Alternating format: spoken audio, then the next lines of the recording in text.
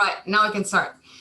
Hi guys, my name is Jeanette Milio. Thank you for joining me for our class at Entertainment Finance. This is an online class, so the Zoom meetings are not mandatory. I offer them because I feel sometimes people have questions about the material, they go through the materials and they just want to add to them. I like sometimes, to hear your thoughts and we have some conversation. Today, we're actually combining two courses in this Zoom meeting. So you get to meet people that might not be in your course, which might be fun. And this is really just so that we get to know each other a little bit better and I can kind of go into maybe some of the specifics that you want to know. It's harder to do that with an online class because online classes just give you the material, you see the videos, and that's it. So every 2 weeks on a Saturday morning at 9 o'clock, I'll offer a class just for an hour, good hour. If I like the sound of my own voice too much, it might be 2 hours, but I try to keep it short.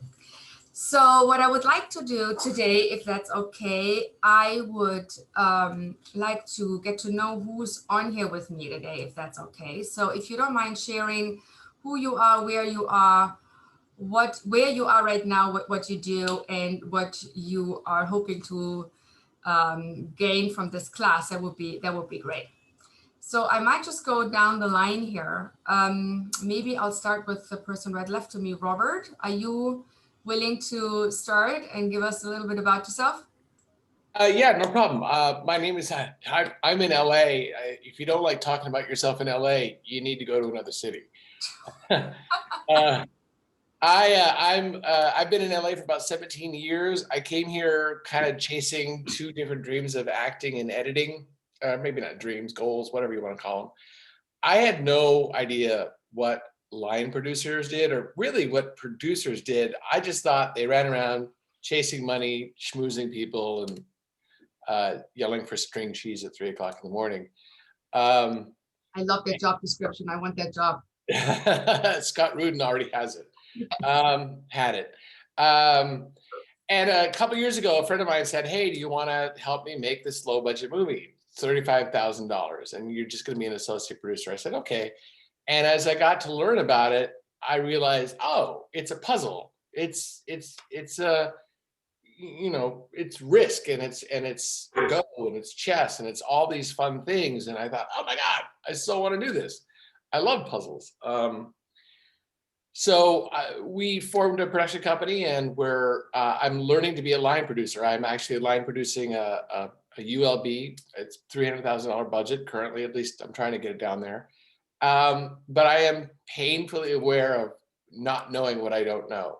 So I'm taking all of the classes at UCLAx Extension, and for this, I just how to make a movie, how to make a project that a financier will like, and how to find money that doesn't involve financiers, and how to talk to distributors, how to do it right.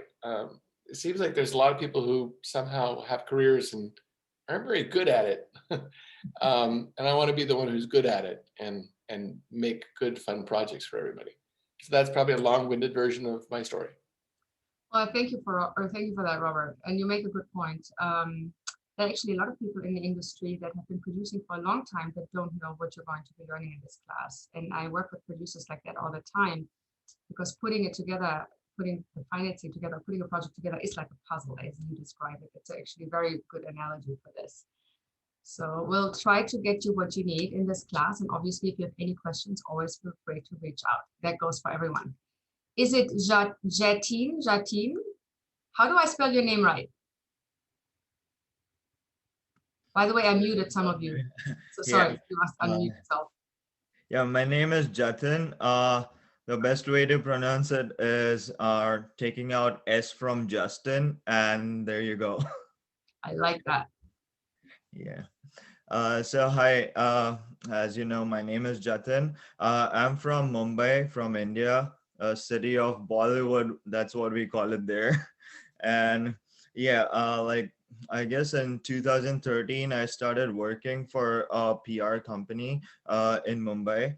And during my job, I was like involved with many film producers and like film publicity part of the movie project. So that's how like I kind of got interested in entertainment industry. And then as as years passed, like I just wanted to do something in publicity, do something in the public relation marketing side of the movie entertainment industry.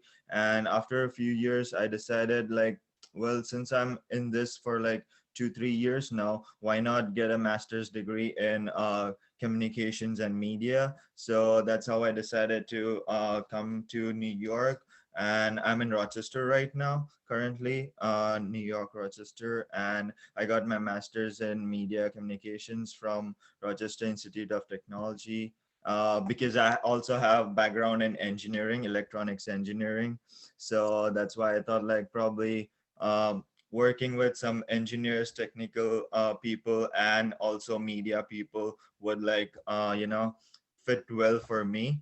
So that's why I chose that university. And while during my time there, I also got opportunity to try to work and understand the publicity and marketing in the Hollywood industry by taking some internships during my course. And after doing that, I realized like there's so much I need to learn, because when I used to do the publicity part, I usually had contacts with like film agents, then like film directors, like short film directors, and like some producers, where we were sending emails with my seniors in there. And I was like, well, I don't understand this thing, I don't understand that thing. Then like probably like also the international distribution and international publicity, that interested me more. So I was like, well, after my master's degree, I want to study something specialized in entertainment, in the business and management. And that's why I'm here to learn more about the production, distribution, and how business is handled in this industry. It's definitely a good combination to what you already did, which is the marketing side of things, which is, by the way, a very important part, which I don't know anything about. So I might take your class if you ever do one. I'm not good with marketing. My husband is much better. I don't forget it. Chris, you're driving. Can you let us know a little bit about yourself, or should I skip you? Are you okay? I'll talk. Yeah, you might lose me because we're in North Carolina currently. I live many places. Let's call it North Carolina, Chicago, Los Angeles, and New York right now. Wow. I act for a living. I'm doing all right by myself. My wife and I decided a few years ago to make our first feature together. She's made a couple features and shorts, and it was my first foray into filmmaking as a producer, director, and actor, which was a bit much. I learned, and writer. Oh shit, yeah, that's right. And as we finished the film, there's so many elements that we hired people for for the areas that I didn't quite know, and we got screwed over a lot from our lack of knowledge. So I'm taking many classes to fill in those blanks so that one, I can not burn through money from just being ignorant of something, and two, finding ways to maximize profit while breaking as many rules as possible. That's a very good analogy to put it all together.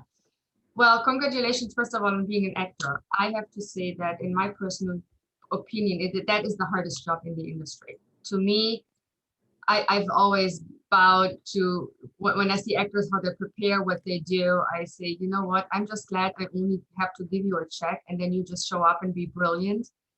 But it is the hardest. It is the hardest job. I do think it's smart for you to learn the producing side, because you can obviously steer your destiny much better. You can do your own projects. You can do what you want to do.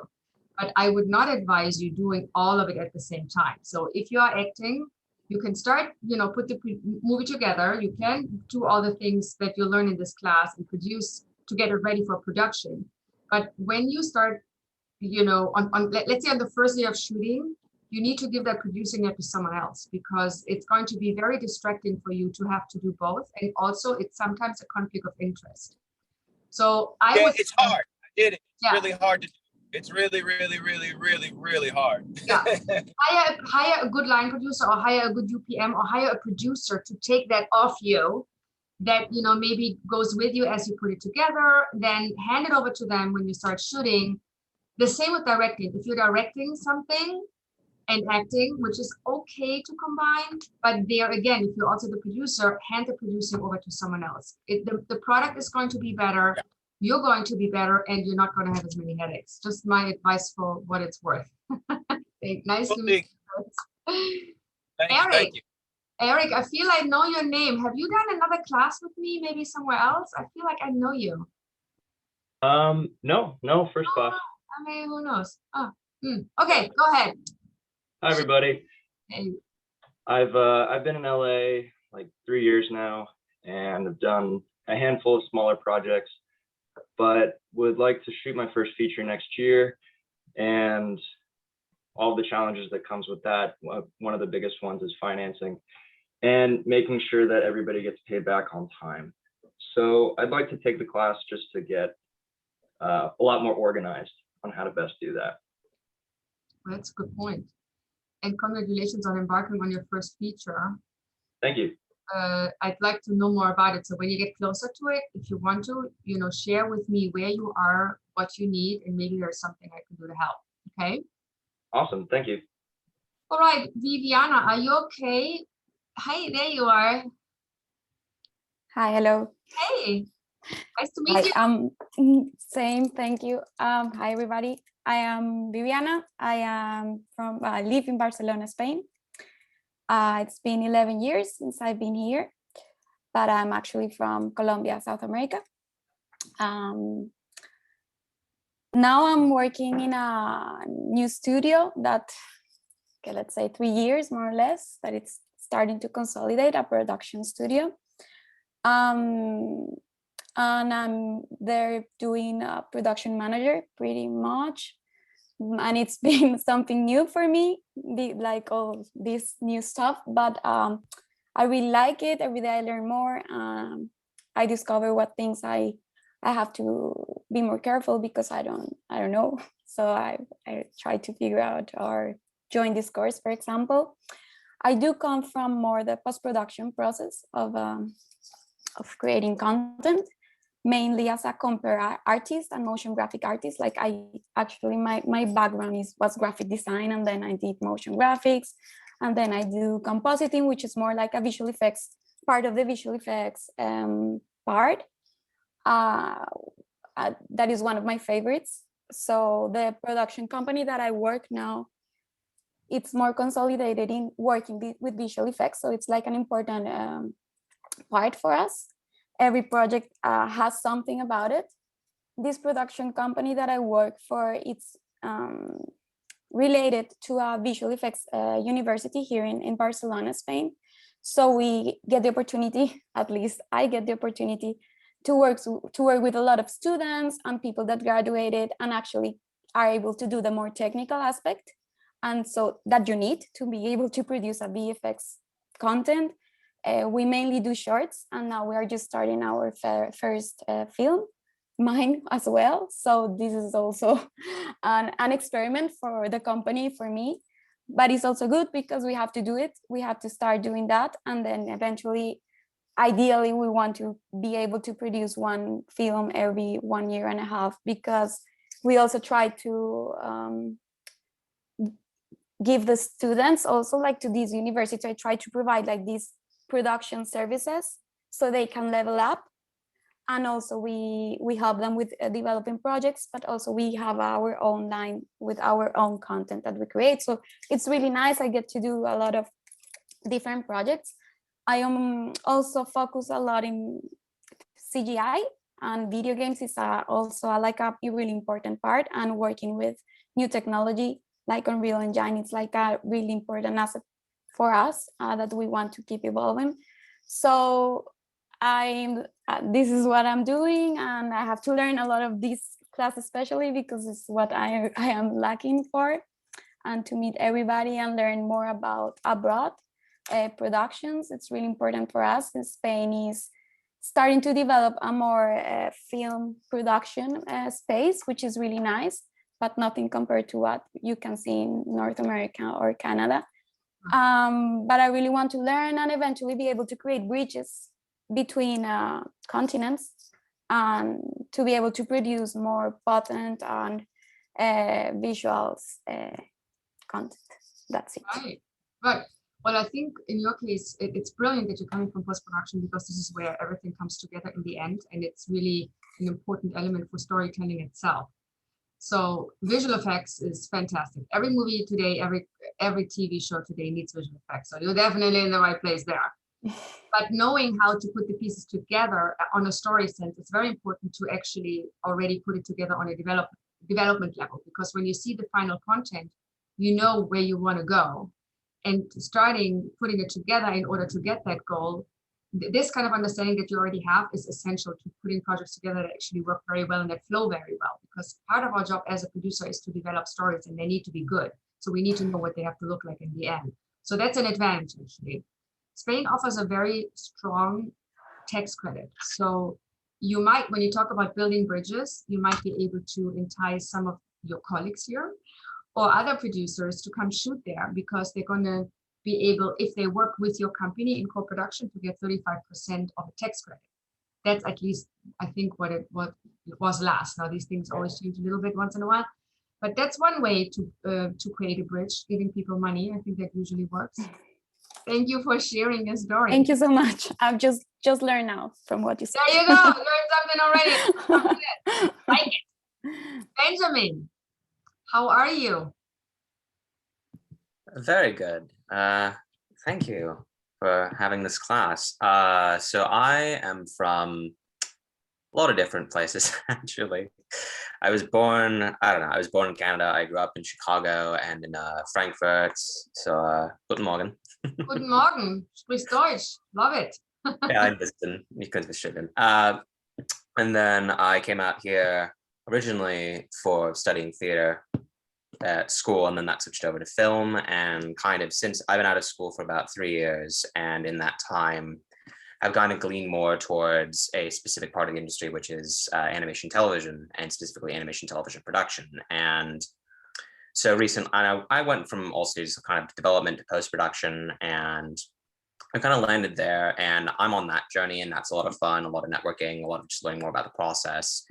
And kind of specifically with taking this class, I was recommended it by a friend, and they said it really taught them a lot about kind of learning how structurally, I guess more on the business end, but also just like how to better organize, how the steps of the pipeline really work, and just understanding every bit of the organization structure. Because my most recent position was in post-production, and I was always curious about budgeting.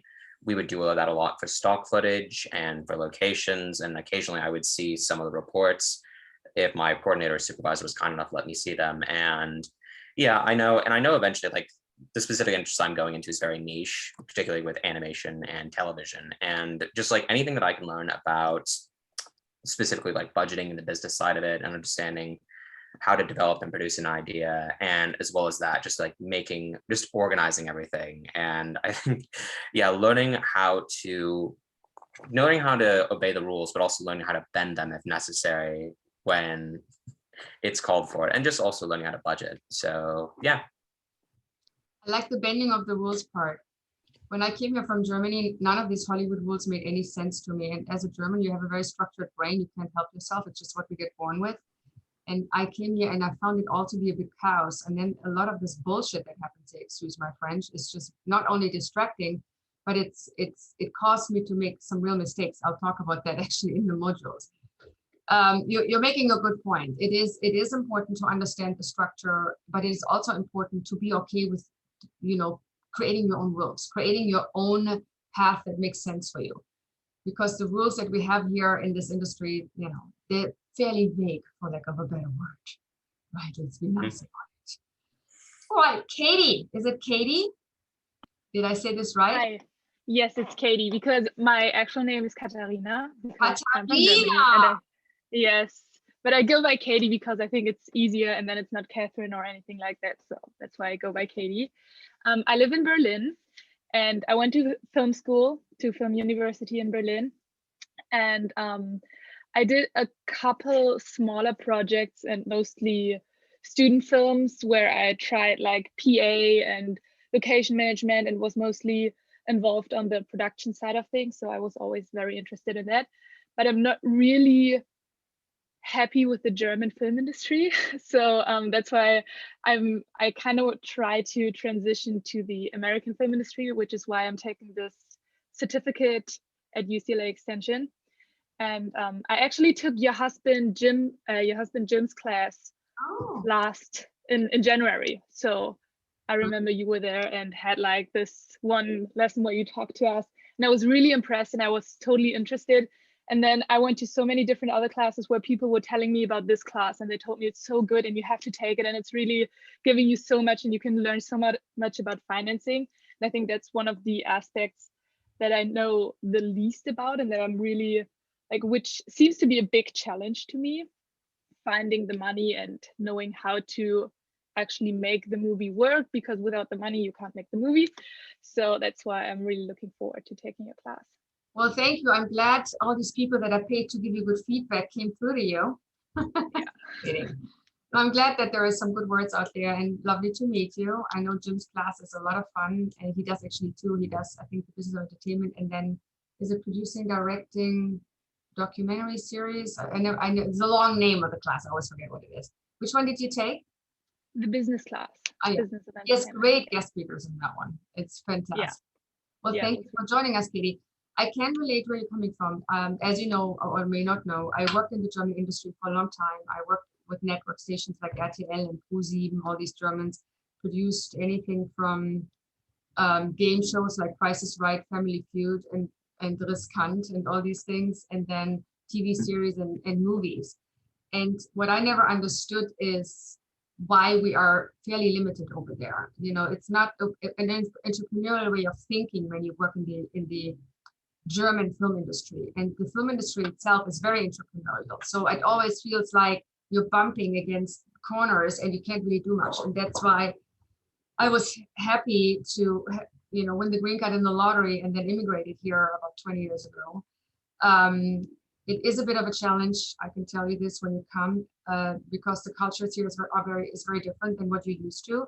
But I do think you taking this certificate is going to help you to kind of dive into it with a really strong sense of knowledge, and networking with all these people that you're taking these classes with right now, including the people right here, is a very essential first step for you to kind of grow into the business here. Glad to have you. Yes, thank you. And if everything works out well, as I plan it to, then I might be in LA at the end of this class. You better tell me, and yeah, we're gonna go have coffee, okay? Okay, perfect. I love that. Good. Matt, tell us all about you. Hi, Jeanette, and everybody. My name is Matt. I've been in and around LA my entire life. I got my degree in audio engineering, actually, and I started my career at a sound studio called Wildfire Sonic Magic. Worked as an assistant for about a couple of years. It was a horribly mismanaged studio that eventually went bankrupt. It was like this flaming mess, and as an assistant, you have no idea what's going on. You don't see the financials, so you're just like hoping you have a job every day. And then one day the doors were locked, and it's like, well, I guess that's it. So I went to the next door. It was a big building, and there was a next door, and I like knocked on it. I was just like, "Hi, I think I saw you in the hallway once. I just got laid off. It was good knowing you." And then he was like, "Oh, like, can I get your number?" I was like, "Sure, here it is." And a week later, he called me and offered me a job. And I was like, "Oh my God, this is amazing." And I was like, did not care what it was. I thought it was in film, but I really didn't know. And he's like, "Can you set up a server?" And I was like, "Sure, I'll figure it out." And I Googled how to set up a server and set up a server for him. He turned out to be a third-party materials sort of agent for sales agents. So I ended up doing a lot of like materials delivery for like the Exchange, like Film Mode, and a couple of those other like sales agents. So I got very familiar with like distribution schedules and talking to producers about the materials. And it's usually when the producers are at the end of, the cycle of making the film, when they're just kind of over it and just want to get the, distribution going, and are just like, okay, here's the ProRes, here's the DCP, like, let me move on to my next project. And so I've been with that company for around 3 years, but in the last year, we've pivoted more on the side of post-production supervision and post-coordination. So I've kind of found myself in a post-coordinator role, which is actually really exciting. And I've found that I'm like enjoying being on the production management staff. So now we're working, directly with the producer all throughout the post-production process. And I feel like I've found, at least on the couple of like independents that I've worked on, a lot of the producers tend to check out when post-production comes into play, and the post supervisor more or less takes over. And so the supervisor I've been working with is great. He knows so much and knows the financials, and I'm like seeing the financials and seeing some of these like things, and I'm just like, I have no idea what I'm looking at. Like, it's so like the numbers can just be so overwhelming, and like when you look down at the line items, it's just like, it's crazy. It's just like there's so much there. So I'm kind of have been thrown in the deep end to some regard, but I'm learning a lot and I'm enjoying it. And I taking this class because I think I want a better understanding of how the whole thing works together. Because as someone who's been in just like the specialized area of post for most of my life, I don't really know about development and production and even the financing of post. And as I've done more of this like post coordinator work, I've become more interested in producing as a whole and producing a whole project. And so I'm just kind of here to figure it out and see where it goes, and I'm open to learning about it. And I still do freelance audio for a couple different clients, advertising company, and like a app that's like a competitor to Calm, like a guided meditation app. So got my hands in a lot of different areas right now. But what I'm most interested, like long term, I think, is something in project management or producing. Right. Well, like Viviana, you are actually in a very good place where you start with post production. I mean, this is when I would write a TV show, I always have the end in mind and kind of work my way backwards. And this is the same here. You know the story and you kind of work your way backwards, which is fantastic. You're right about the fact that producers hate doing the deliverables. I'm one of them. Hate it. Hate it. We'll talk about technical specs. I could do that all day. Now, I just finished producing a TV show, and I talk to sales agents as you do. Yeah. And then I get these drafts, and then they get these delivery schedules, and they're like 50,000 pages long. I'm like, no. I just want whatever I need to sell to the buyer, and don't give me that long list. Yeah. And they're so old. They still have the HD cams on it. I'm like, why do you have tape materials on your delivery schedule? Why do you have a DVD on your Blu-ray on your delivery schedule? If I do a TV show, why do I have theatrical deliverables on my schedule? Take the time to go through the schedule, hire Matt, and give me something that's cleaned up. Thank you. I would just take the ProRes and the archive, the DCDMs. Give me the like archive stuff and the ProRes. Okay. Done. That's it. Done. Call it a day. Yeah. I'm glad to meet you because if you do freelance stuff, I might get back to you on some things. Yeah, sure thing. Starting with the post on our TV show. And I actually hired another UCLA student from the last class who is an accountant, and she wanted to learn about post. And I said, fine, just go in there and become the post assistant to the editors, as you know what that is. So she's prepping all the material. So I might have a separate conversation with you. But thank you for being here. I think it's great to start where you are, like Viviana, and kind of expand from there. What I would also suggest you do, since you like line items and things, we do talk a little bit about budgeting in this class, but we're not actually doing a budget from scratch. That is done by the line producing class. There is a great UCLA line producing class, which I think it's taught by Jenny something, a line producer, super great teacher. If anyone is interested in that, I would definitely say, take a line producing class at UCLA as well, which will tell you how to break down your script, your TV show, and put it into actual budget line items, very detailed. And these budgets are like 60 pages long. So what we'll do in this class is we're going to go through budgets. You're going to see a budget. We're going to actually create a top sheet budget, but we are learning how to relate to the budget to the financing aspect in order for you to make money at the end and for your investor to make money at the end. So that's kind of where we are going with this class. So for you, I think the line producing class, if you haven't done it yet, would make sense as well. Okay. Okay. Is it Thais? How do I say your name properly? I don't hear you. We don't hear you for some reason. You are. I hear. Now you can hear me? Yes, now we can hear you. Sorry about that. Oh, no problem. How do I say your name? Thais. I'm from Brazil. Yeah, I'm from Brazil. Great. And hi guys, I'm very happy to be here with you. I'm a lawyer. I'm working with entertainment for a long years, more than 10 years. And recently I changed my career and now I'm only a business affairs executive.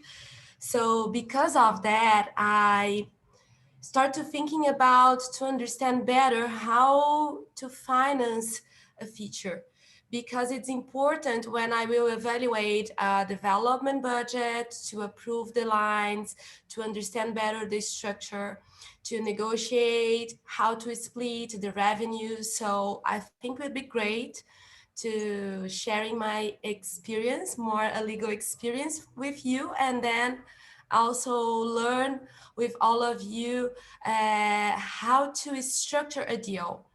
And because I believe that I can negotiate better and get a better balance for my project if I have both perspectives, how to a major studio can build a budget or a project from the finance perspective, and also how the indies could do that, because sometimes it's important to get a better balance in favor of the project. And I think this is an important perspective, especially now that the international market is being more and more and more international. So I think it's also important to get a better understanding about the US concepts and structures. So because this, I'm here with you. I think it's great that you as a lawyer, honestly, are taking the time to do a class like this. I wish my lawyers would have done this because they would have done much better deals for me. This financing part of it, believe it or not, many lawyers don't know about this. And that's when they start negotiating deals that don't actually protect their clients. I've had this happen to me twice. And I'm talking about working with huge entertainment law firms in Beverly Hills who cost me $750 an hour. Insane. So the price tag is not always quality. I mean, price tag hour is not always connected to quality. And I think it's great that you're going the extra mile and saying, I want to know how the backside of it works so I can give my clients better advice, number one. And if I myself want to put the project together, I know where to go and how to do it. You bring up another very important point, which is balance.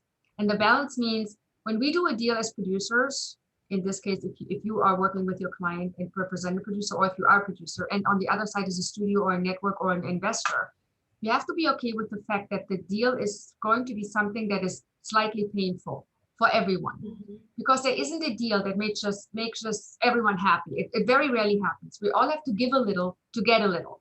That understanding is something that I had to learn the hard way, because I'm a stubborn German and I want what I want when I want it.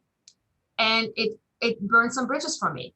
So I can give you that advice in saying that now that I'm older and a little wiser, tiny bit, I can relate to what you're talking about when you say we have to have a balance. So when we do deals as producers, we need to be okay with the fact that it might not be the perfect deal, but it's close enough, is what I'm saying. And I think it's great for you to have that understanding early on. And when you go through this class, you have ammunition to be able to work that side of the fence a little better. Thank you for sharing that.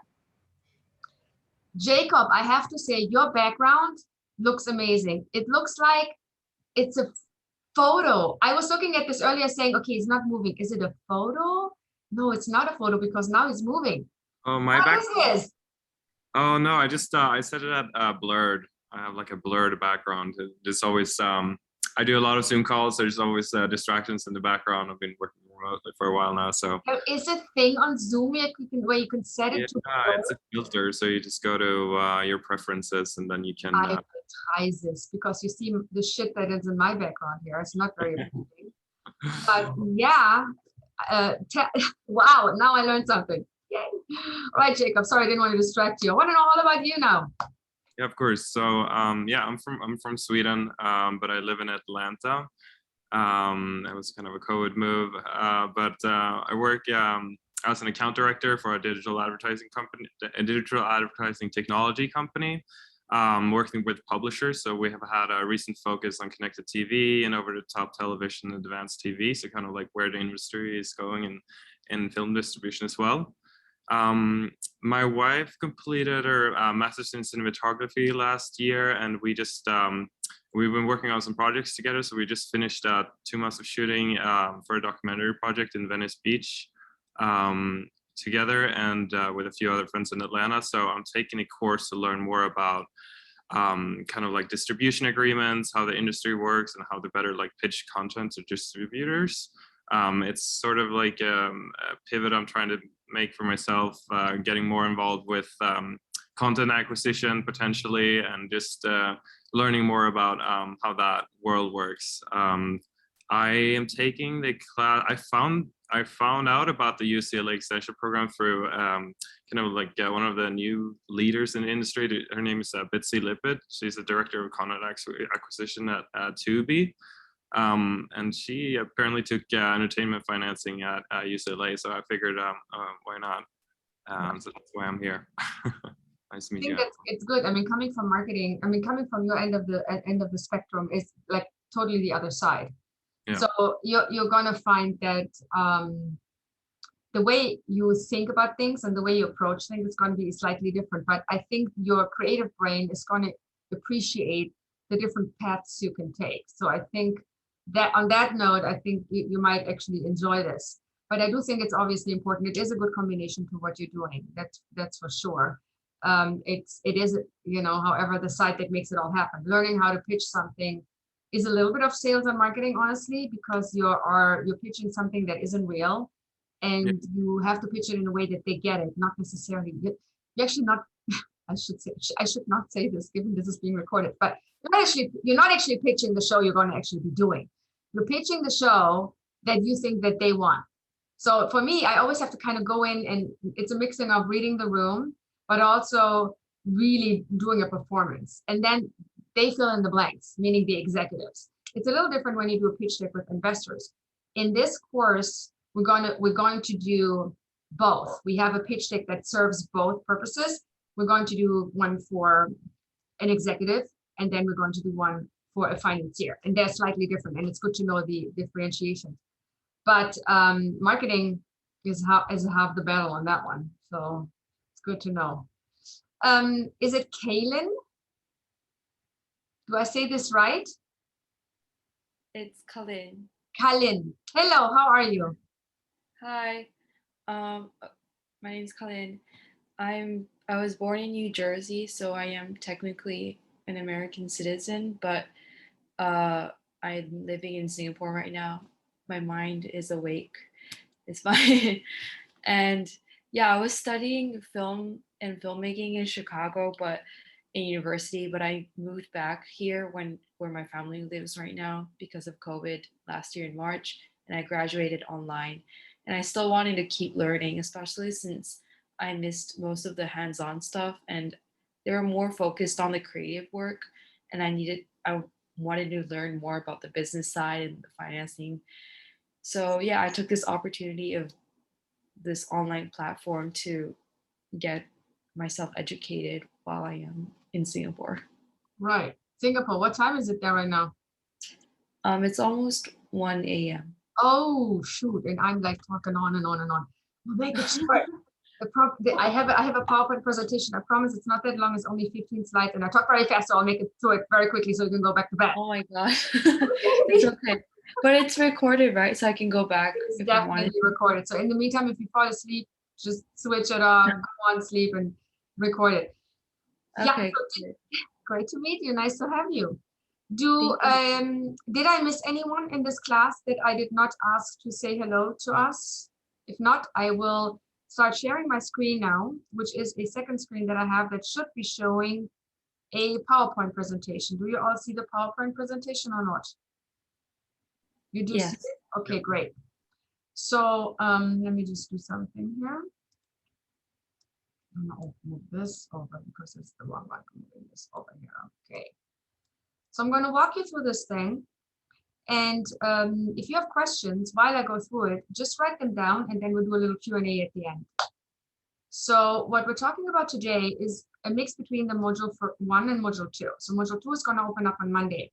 What I like to do in these classes is I kind of give you the main essentials, and I give you some commentary that you know, is there to support the important parts of each of the modules. So it's really about nailing down to and drilling down to the things that are essential. You find a lot of materials on my online course because I write a lot. So it's sometimes not a bad thing to just go through these things, watch these recordings, and be done with and read the summaries. Just saying. I'm not saying you should skip content, by the way. I'm not saying that at all. But you know, I will drill down to the important stuff that is the stuff that I think you really need to know, and then a lot of other stuff is like filling in the blanks. So let's talk about today major studios versus independents. We're going to look into the various different financing models. We'll talk a little bit about the streamers, which are starting to dominate the marketplace. We're going to talk about distribution and sales. I'm going to give you an overview. We're going to dive more into that as modules progress. And we're going to do our first little finance plan here, which is a very simple little structure. A little bit of an overview of the class. You guys send me your entrance surveys. If you haven't sent those to me, send them in, because it helps me to understand who's in the class so I can adjust it. I always update the class. I always kind of change it towards the people that are actually in it. Then we are going to do bi-monthly. So every second Saturday, we're going to do these Zoom classes at 9 o'clock. Again, they're not mandatory. They aren't being recorded. If you can't make it, it's fine. Don't worry about it. You can study the course obviously at your own pace, but I do suggest that you don't skip content other than the little stories I tell on the side. You can skip those if you're not interested, but they are a little entertaining. But don't skip the case studies. Don't skip like the important information. So read very carefully through it because it is a little dense. And if you skip it, you're going to have problems in doing the quizzes. If the grade is important to you, it might be something you wanted to consider. But even if you don't do the class for a grade, you want to make sure you get the information in the most detailed way, because in our industry, the devil is indeed in the detail. We have guest speaker videos that I produced at AFM before COVID. So some of them you will find are actually, for example, one producer say one thing, the other producer says another thing, and they're in total opposition. So remember that these videos come from a point of view of where these people are and what they do. So one producer might do things very different than another producer. For example, I'm a producer who is also a financier, which is very rare in this industry. You usually have either producers who go to people like me to get their money, or you have financiers to go to people that produce. I do both. So I'm basically the buyer and the seller in one person. So when I go into these financing things and go and still switch from producing to financier, you're getting the point of view from me that might not be the same point of view that someone else would give you if they are just a financier or just a producer. So even the stuff I teach you in this class might be a little different than what you find in the outside world. So when you see these guest speaker videos and you're like, hold on, this guy said this and this guy said that, and now I'm confused, just know it's not there to confuse you. It's there to give you feedback of how they deal with the changes in this industry, what they do that that will help them overcome the challenges that we all deal with. And I think it's usually helpful to know what people do in order to fix things, right? I mean, the job of a producer is a fixer to begin with, but learning it from people who have done this 50,000 times, I think is hugely helpful. That was the idea why I shot these videos. So just keep that in mind. I put a textbook together because in my early classes, people said it would be great to be able to remember all the stuff you teach us, and it's a lot, and not having to go through all these printouts from the UCLA class. So I wrote this book inspired by the UCLA students to give you basically something to hold on to while you go through the class, but also and especially after the class is over, because you're going to find that you might not remember, how did we do this finance plan? What do I have to do? Where do I have to do this? Or what were the agreement terms I need to know? What are the basics? What are the floors? You know, all these little things. You now have them in a book and you just have them always with you. The book is pretty big and you can even scribble in it. So feel free to use it as your guidance, leaner honor, so to speak, as you progress even after the class. We have every week a quiz and an assignment. So on Sunday night, something's due.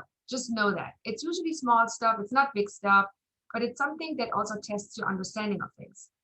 If you get stuck with something in there, you can always email me and I'll walk you through it.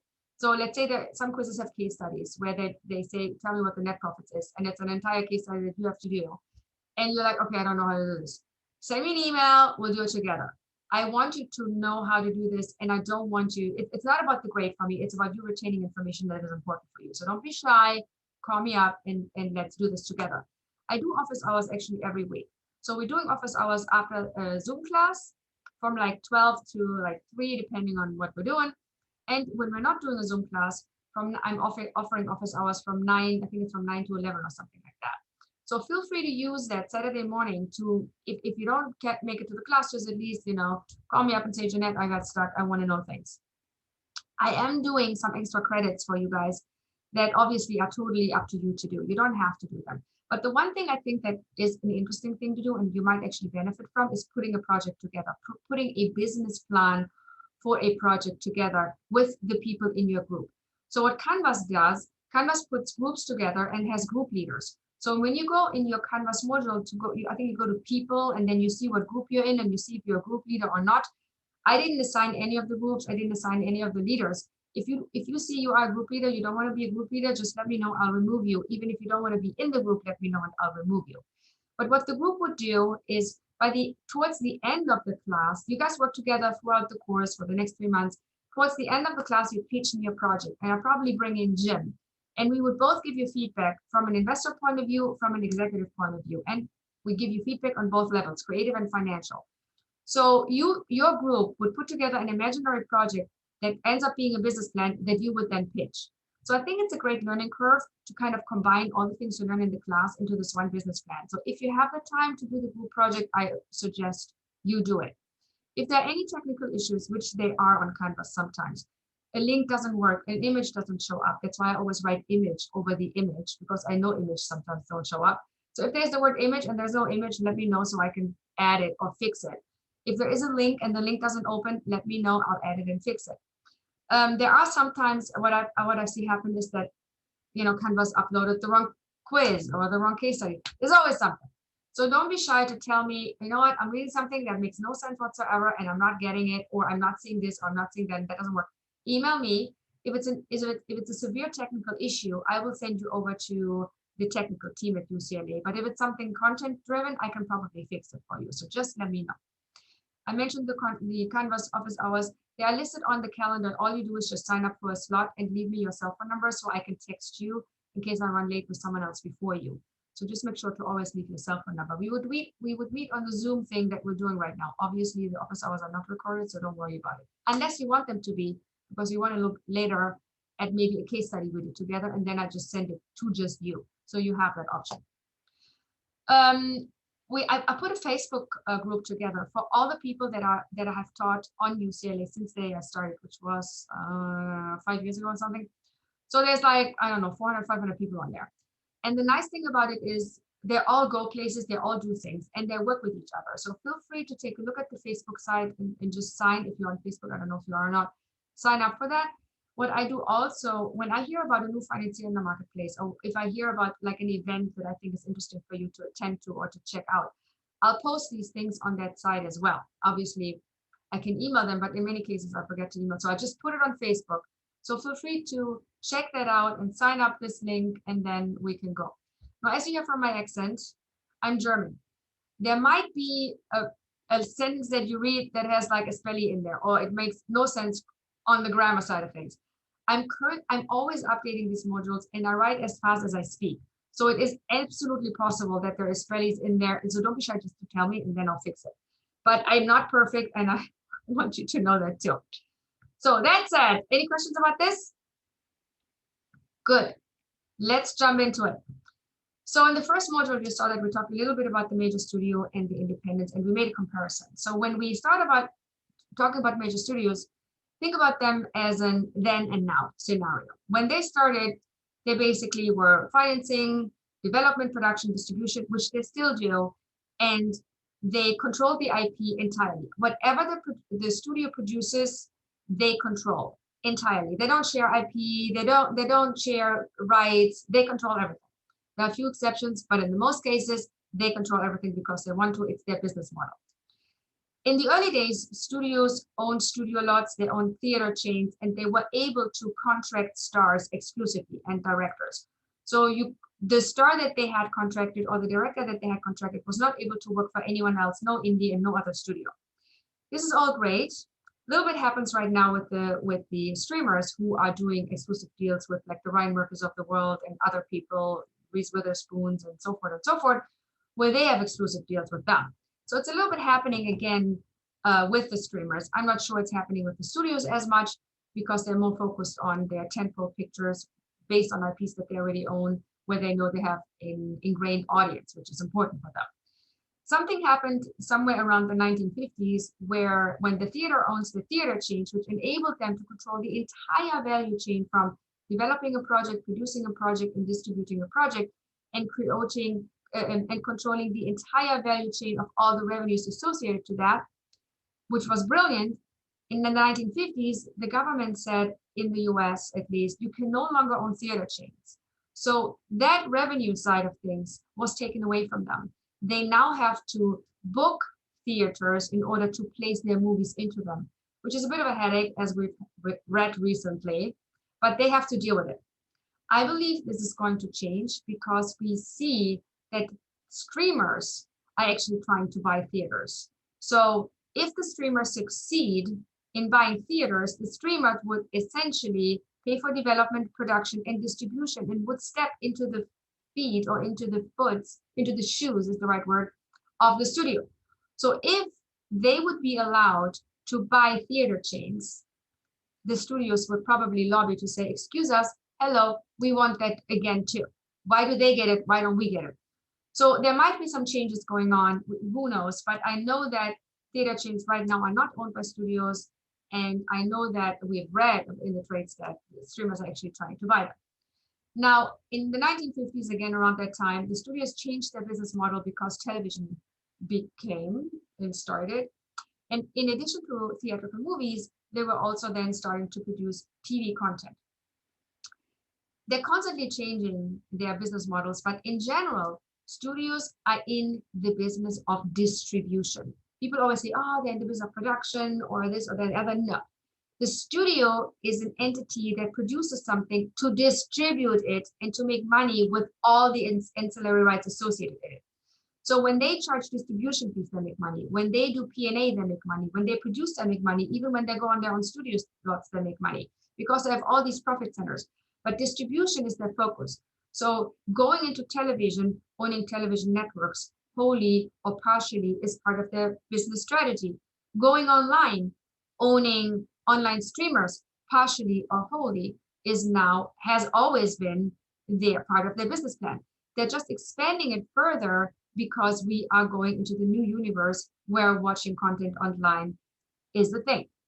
Now, what you might have noticed, and I don't know if you went to the movies in the 80s or 90s, at that time you saw a lot of movies in a lot of different budget ranges. You had like the mid-budget comedy, you had like the lower budgeted elevated horror, you had like the mid-budget action thriller. You had all these different theatrical level movies that were in varied budget ranges, and they were produced by studios. So the studios and their divisions, smaller divisions like Miramax or Luland Cinema, or all these little things that they do, the divisions that they put out in order to do these smaller budgeted kind of movies, they made these movies. Around the 2000s, that stopped. So studios decided, we're not longer doing this. We're no longer doing this. We're only going to do our Marvels, our huge IP, our tentpole pictures, 150 million and upwards, and we're doing fewer movies. So they changed their business model and saying, we're only going to do stuff that costs a lot of money. We're doing less of it, but we're doing things that will enable us to have other revenue streams, like merchandising in particular, like spin-offs, like sequels, like franchises, because that's really what makes more money on the distribution side of things. So that middle level, meaning all these comedies and thrillers, were no longer produced. What happened then is it opened up a huge door for all the independents that stepped in and took over that side of things. So this is how the independent movie producer became their huge stage. We could make movies in the mid-budget ranges. We had them, all genres. We're not just there little indies that we're doing $500,000 to $1 million movies and maybe we'll get it distributed. No, we got a huge stage and we became actually real producers in the sense that the studios would acquire these movies that we're producing and put them in the theaters. So they were not producing them, but they were buying them from us, the independents, to then put it in the theaters. So this whole business model created and expanded the independent film industry by a multitude in a really large scale. And that is kind of still where we are today. A few things have changed, and we're going to talk about that. But I want you to know that for you, the independent producer, or for you who works with the independent producer, the idea is you're stepping into the field where the studios are no longer in, and you're stepping into the field making movies that can be $0 to, I would say, $30 million. And after that, it gets tricky. But if you stay to that kind of range, you can still do something that can make a profit. So there is a wide range for us that we can operate in. I want to talk about one movie in particular, because that movie made about, I think it was $612 million in the box office. Harry Potter is a known brand. We all know it. Made a shitload of money. Now, if you look at a movie that makes $600 million in the box office, you would think that that's a movie that there's some profit left over in the end of the day.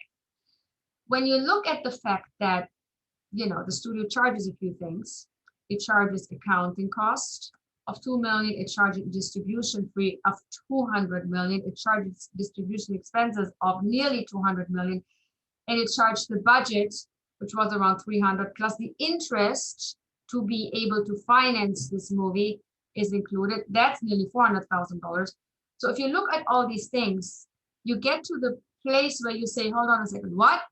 $170 million still in the red? How is this possible? But this is how it's possible.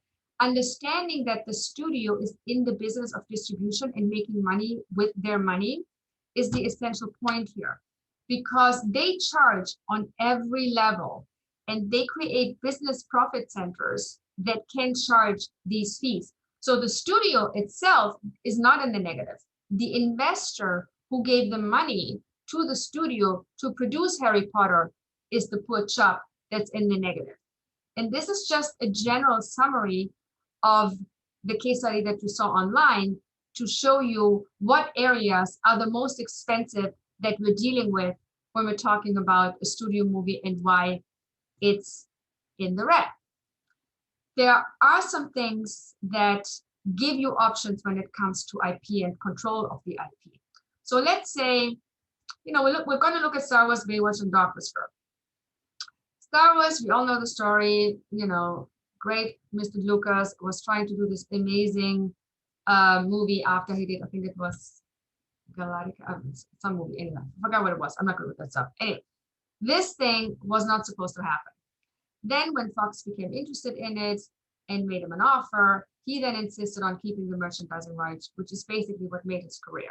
Studios usually would not do this. In this case, they're like, yeah, this Star Wars thing, who cares? We're not hot on this anyway. We'll give this guy the merchandising, who cares? Given the fact that he was able to take the merchandising rights out of his studio deal, which if you pitch something to the studio would likely not happen today, or didn't likely happen then, made his entire career. So separating some of the rights as an independent producer when working with the studio or a network can be very advantageous to you. When my husband produced The Dog Whisperer, when they created it, they pitched it to National Geographic, they pitched it to Animal Channel, they pitched it to everyone. No one wanted it. National Geographic then said, okay, we're going to take it, but we need you to deficit finance, meaning we need you to bring also money to the table if you want us to buy this show. And the producers who are normal producers, they're like, what? Bringing money to the table? We're producers that work for networks. We pitch you these shows, you pay for the shows, we produce them. They had no idea at the time that this is even a thing, that they could become co-financiers in their own content to retain rights. But they, you know, they had to figure it out because I wanted to get the show done. National Geographic gave them 75% of the budget and said, if you bring the other 25, you can keep foreign. The producers had no idea that the value that they created by doing this deal would be immense. Dog Whisperer in its 10th season made over $90 million just from foreign. So keeping the foreign rights for Jim and his team was, I mean, it was a blessing in disguise.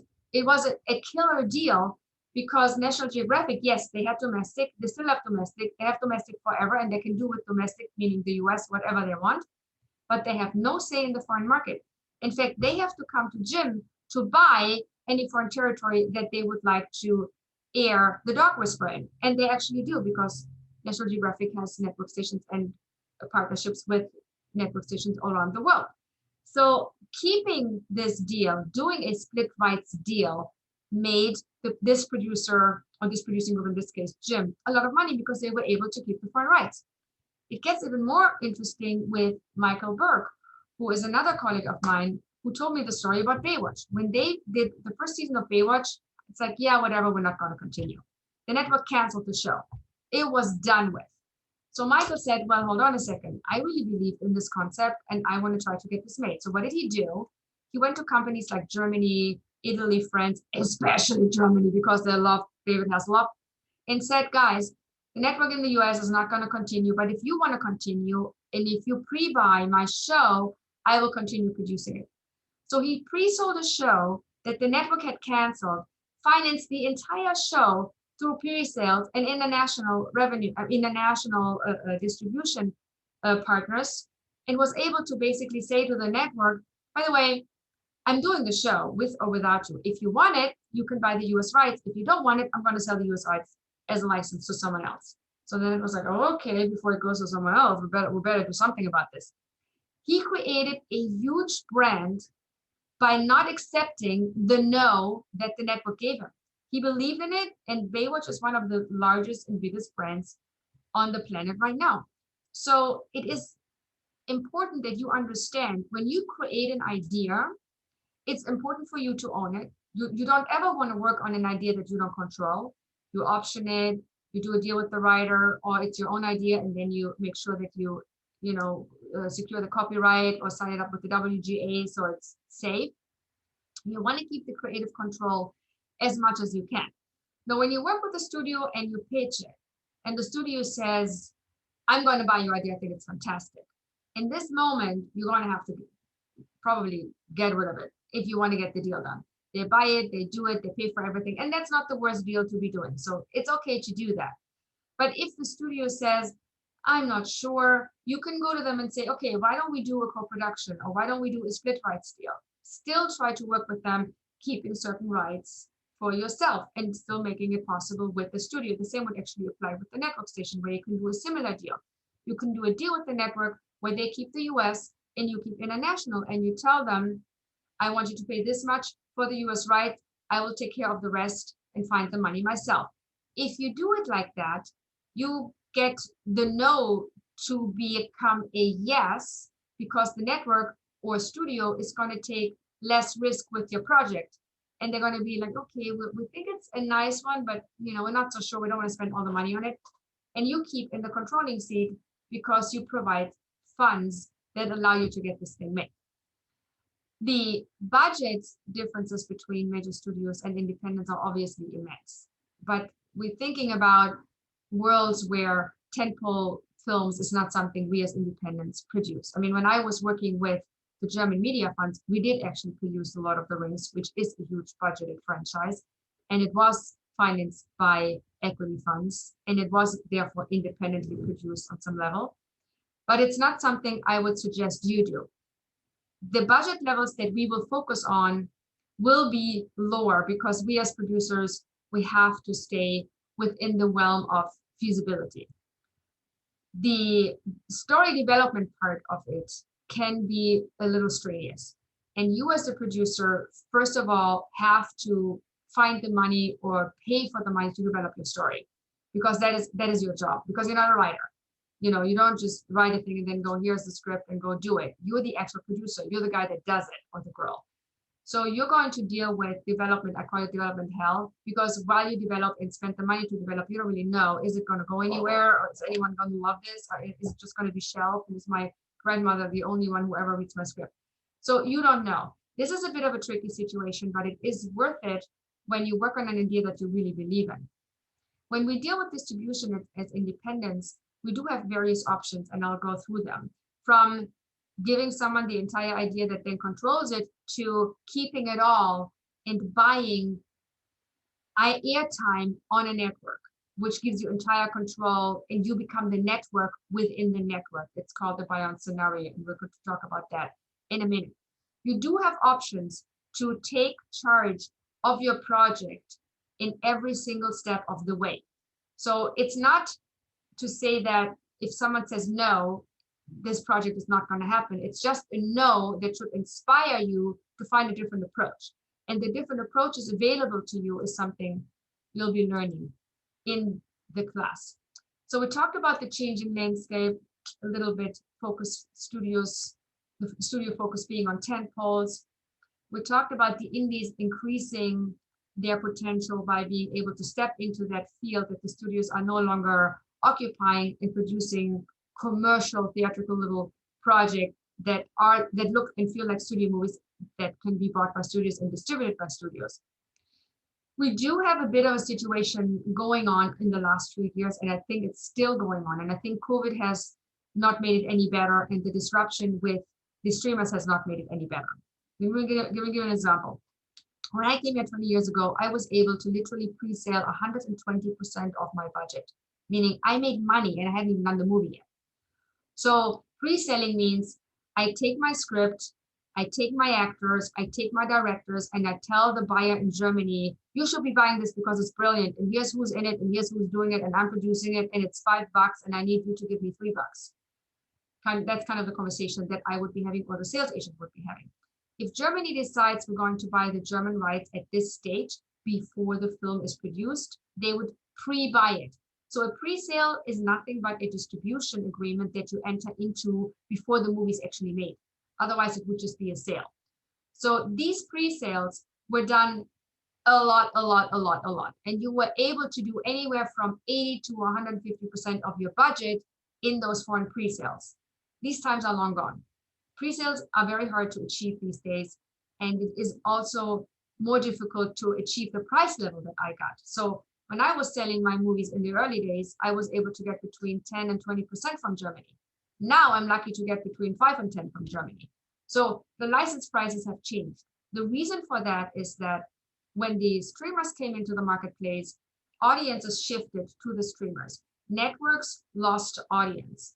So when a network loses audience, they lose ratings. When the ratings drop, advertisers don't pay enough to buy advertising spots, because advertising spots are driven by ratings. If the ratings suck, advertisers are not buying. Most networks, their revenue stream is advertising revenues. Selling these advertising spots makes them money. Working with advertising agencies and brands makes them money. But in order to make that work, they have to have enough eyeballs. So it's very hard, and it was very hard for these networks to stay, I would say, on top of things and make enough money when the streamers came in and took away their audience. And you could see it because no one is watching TV anymore. That was one of the reasons why most of the network stations started to create their online platforms. The second thing is, when we're dealing with streamers, many of the streamers either buy everything, meaning Netflix comes to you and says, well, thank you for your idea, I'm going to buy everything like a studio would, and I own all the worldwide rights. Or if they would buy just the US, or maybe it's a streamer like Netflix who says, I'm going to buy the US, I'm also going to buy Friends in England and Germany because we are now launching there, or we have launched there and we want to push that marketplace. So now they're buying 4 territories. So it would be great if Netflix would buy these territories and pay the license fee. A network would pay, or a theatrical distributor in that country would pay. The problem is they don't. They pay less in many cases. So these license fees get lower. Our revenues as producers are reduced, but we're still expected to deliver a high quality movie or a high quality TV series that simply costs money to produce. So we get less and we have to spend more because the actors that we have to put into our movies or a TV show are busy doing streamer shows and they're getting more expensive. It's a conundrum that we're fighting with every day, which is why what you see happening now is strong content with maybe one A-level cast in the lead and everyone else is unknowns. So we're trying to structure our content in a way that we value it or give it value by attaching maybe one name, and then everything else we have to skim on, we have to figure out how do we produce it so that we can actually be feasible. the opportunity we have as independents in this kind of world right now is by creating stories that are very unique and that can sell. Actors are very much into, especially A-level actors, playing something that A, they haven't played before, or B, that expands their range. So if we do something, let's say it's a drama, and we wanted to cast Jason Statham, who I've worked with, who is known as an action hero, more or less, and he doesn't really have to show that much range. So now we give him a movie where he has to show a lot of range, and we give him a role where he plays a person that has a handicap and then gets over the handicap. I'm just making this shit up as I go. But the point is, we're giving him a role where he can actually show some chops. Jason would usually be paid anywhere from 15 to 25 million per movie. Obviously, that's not something we can afford. So we talk to him and say, we're going to give you this role. You can show your chops, but we're only going to pay you $1 million or 500,000. This is something actors would do. And he has done this for me when I did the movie 13 with him, where he played a bit of a different role. And this is your in as well. When you can create stories where the actors that you want and need can play something they haven't quite played before, that is your way of attaching these actors even today. We're going to get more into this in the module for packaging, but I want you to know this because when we talk about solutions to this convoluted marketplace that we have and this confusing marketplace we have, one of the solutions is strong stories with actors that want to play something that they haven't done before, because that is something that sells. When we had the streamers come into the marketplace, we, as mentioned, had networks who were losing money from advertising revenues, and we had premium channels that were losing money from subscriptions because they were all going to the streamers. The streamers are expanding, the networks and subscription networks are expanding into the online space for that very reason. The audience behavior is changing. We're binge watching, we want things when we want them, where we want them, how we want them. We're not necessarily going to show up like my mother when she watches Alvin and the Chipmunks at 7 o'clock on ZDF in Germany. I mean, she's literally every day, 7 o'clock. It's like her religion. She watches Alvin and the Chipmunks. Don't ask. But people like that, you know, don't really exist much. So for us, as producers who provide content, we have to think about the audience behavior because it's part of our business model today. We can't just think about, okay, we're going to make a great movie, we're going to put an A-list actor in there and everything just goes. No, we have to think about, we're going to make a great movie or TV show. We have to have a good actor or showrunner, and we have to make it so that we can make it interesting for streamers and for networks, and it can be binged. So it has all these elements that the audience would react to. We have to be thinking a little bit like the buyer. We have to be thinking like the studio, like the network, like the streamer who thinks about, why do I buy this right now and what does it do for me online with the audience behaving as it is right now. So this is something that is a new way of thinking for the producers, like we don't have enough to do, but it is a new way of thinking for us to be able to create the shows that we need to create. When we think about the financial models, we also know that pitching something to a network or a studio, I would say more so a network, is not the greatest thing when we're talking about commissions, simply because these commission shows are very often not giving you a lot of money. So when you, let's say you do a reality documentary series and you work with Discovery, which is something that we just did, we have an idea of what we want the series to cost, right? We want $2 million. Let's just throw a number in there. Discovery says, yeah, that's great and well, but we will only pay you $1 million. Happens a lot. These commission shows will be not as interesting for you as a producer, because what do you do with that? You're going to have to drop your producer fee. You're going to lose all the rights anyway, because you're going to have to give them over to Discovery if it's a commission show that they then own and control. You're basically working for a small, tiny producer fee for the network. Not the most ideal thing. So the conversation with Discovery would then be, unless they pay you a lot of money, be, you know what, Discovery, why don't you take domestic? I'll do the rest. At least that way I can do this thing for the budget that I want to do it for. The networks don't have enough money to commission a lot of shows today.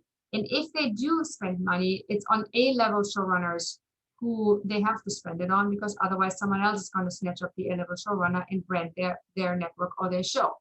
So we in our level might be a little bit more of the chopped liver scenario for them, where they say, well, we might want this, we don't necessarily need this. So we they have options with us. So we need to make them want us. We need to find the sweet spot that makes them say yes. That is our job as producers. So that's why we need to know about all the different deals that we can do with and that we can offer them. So they're not just going to say no, or they're not just going to say, I give you $5 and we know we need $10 to do the show. When we look at the major studio streaming world today, we see that there are 4 major studios that are basically running the streamers. And we have Disney, who owns Disney Plus Hulu. We have Comcast, who owns Universal Peacock. We have AT&T Warner, who owns HBO and is now acquiring Discovery Plus. We have Viacom with, this is a spelling. Oh God, no, this way. Paramount Plus, and I think Paramount is going to be sold.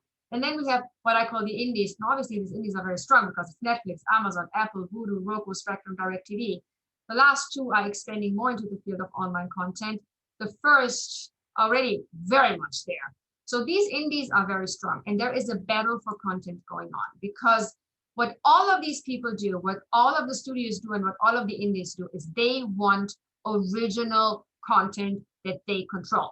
So when the studios started to do their online platforms, they pulled content from Netflix, they pulled content from Amazon, they pulled content from anyone who had their shows. Friends went,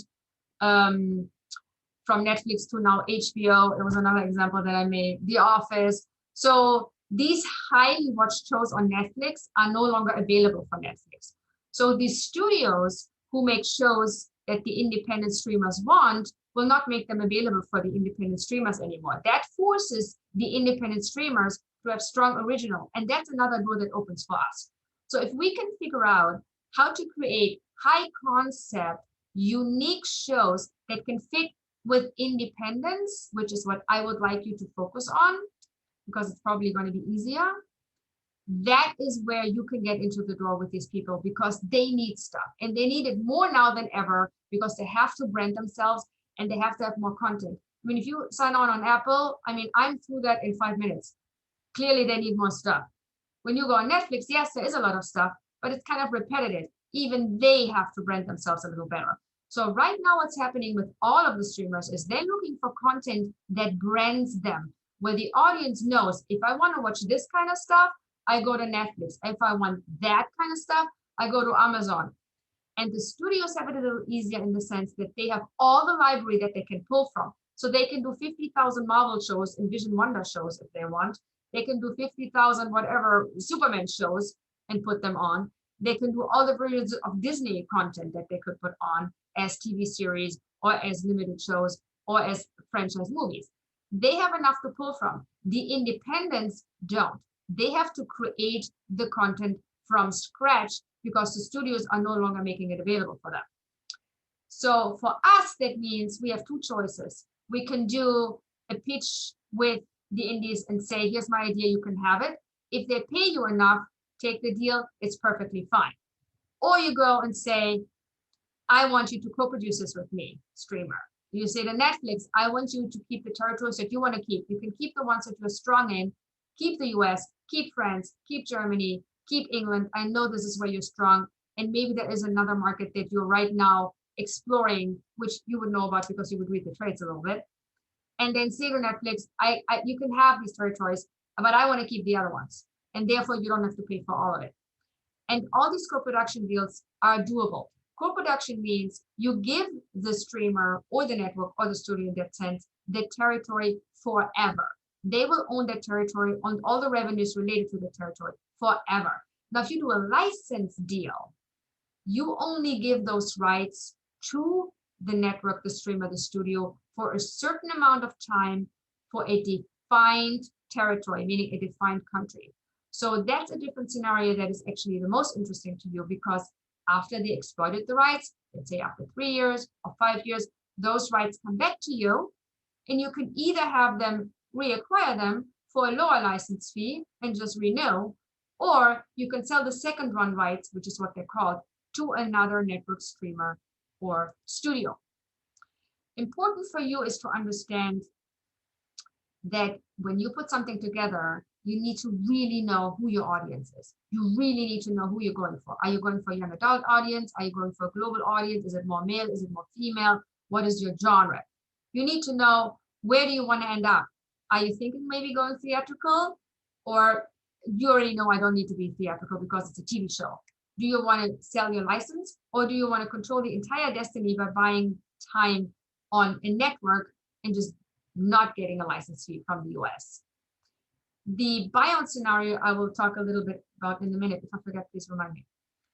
Fiction or nonfiction is another decision you can make. Right now, the nonfiction space is very popular simply because it is easier to produce. It does not require A-list talent, but it does require strong characters. But you can find strong characters, and you can find good stories, and you can make a lot of money with non-scripted TV shows. So that's something I would not just entirely cast away as a producer. I produce this. I produce nonfiction, fiction, I produce TV shows, and I produce movies. I produce everything that makes financial sense to me. And that's how an entrepreneurial producer thinks. If it makes financial sense to you, please consider it. When you're talking about a negative pickup, you're talking about having the studio, the streamer, or the network pick up your idea. It's basically a different word for commission. It's a different word for, oh my God, I'm spacing now. It'll come to me in a second. But this kind of scenario means you're giving away all the rights, like in the studio scenario. When you pitch an idea, they buy everything, all is done. When you go to the sales route, here's what's going to happen. You have a sales agent, you do a deal with the sales agent. On your behalf, that sales agent goes into the world and sells your distribution rights to all the various countries, Germany, Italy, Spain, you name it. In some cases, they sell the US as well. In many cases, it's more something that the talent agents would do. CAA, UTA, William Morris, all of these people are more doing the sales for US rights than an international sales agent would do. But sometimes international sales agents do that too. You have these two options to think about. If you go the sales route, you control the entire destiny of your content because you're basically just licensing rights through the sales agent to distributors who pay you for this in advance of them airing or putting the movie into the theaters, of them airing the show or putting the movie into the theaters, which means you have no box office risk. You get the money in advance. If you make a shit movie and you were able to pitch it very well to the German buyer because you have David Hasselhoff in it and they pay you $10, I mean, they usually pay you more. They pay you in advance. And if the movie goes into the German theaters and it tanks, you have no problem because you already make your money. So the sales route is not the worst thing for you to consider when you put something together. There is a difference between distribution and sales. Distribution means you are a distributor who buys a theatrical movie, let's say, and you distribute it in the theaters. And then you have a deal with the network station who buys it from you and then airs it on the network. And that all happens in the local territory that you bought it for.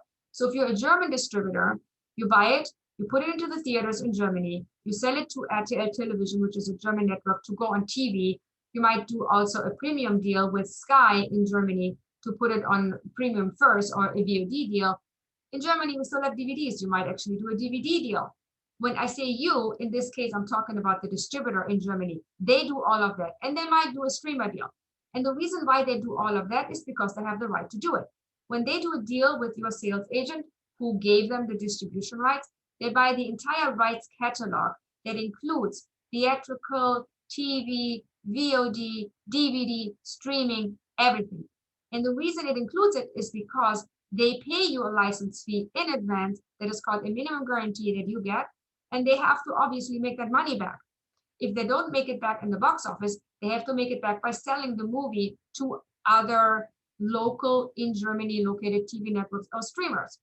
This is how they earn money. Now, if they gave you a distribution license fee, again, it's also called a minimum guarantee, and the movie makes a lot of money.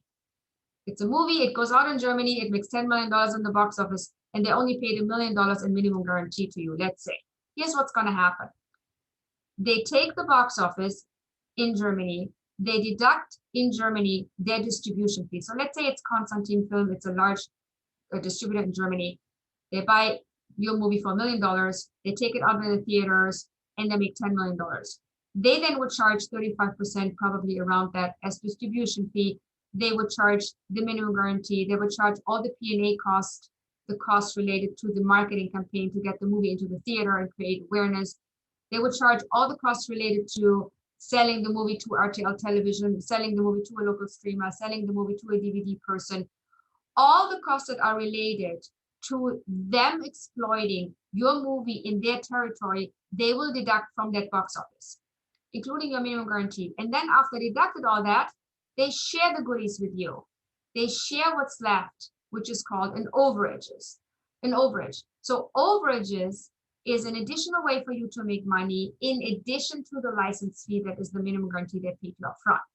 What that means is, while you don't take a box office risk in the beginning because they pay you up front before they put the movie in the theaters, if it tanks, you don't care.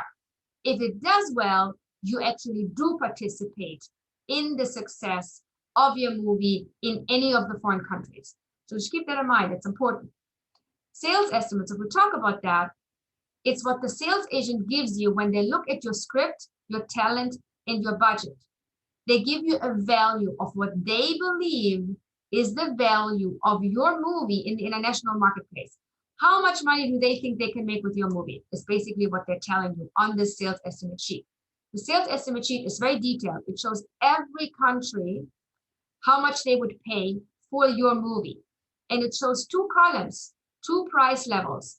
A take price level, which is the worst case low scenario that they cannot sell under unless you approve it. That's the worst case.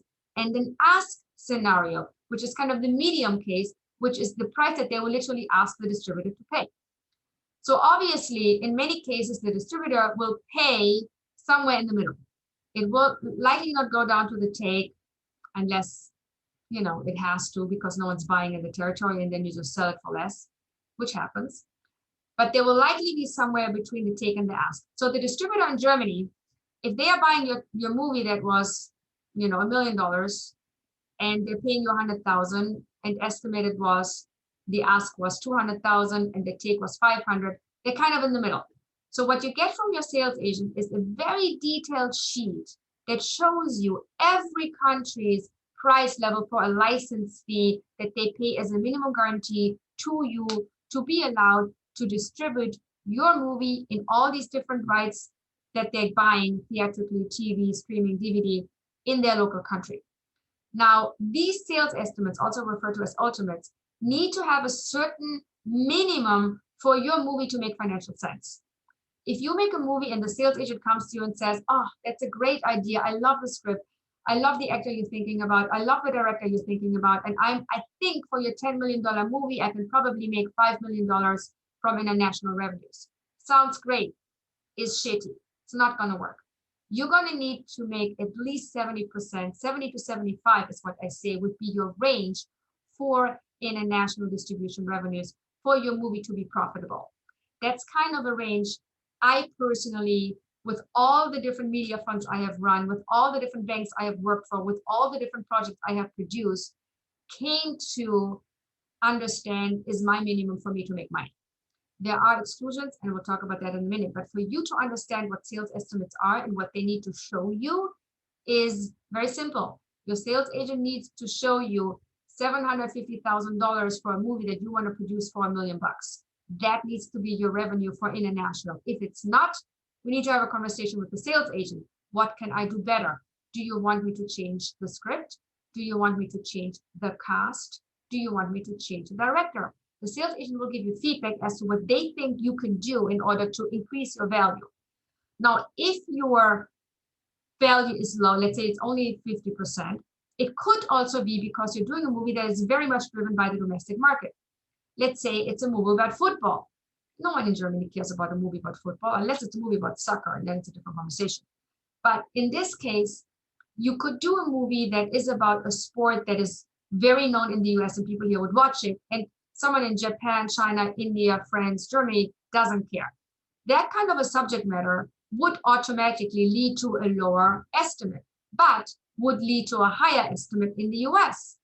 The sales agent is not going to put a US estimate on the sales sheet simply because the US market is so volatile and no investor and no bank will even look at that number no matter what it is.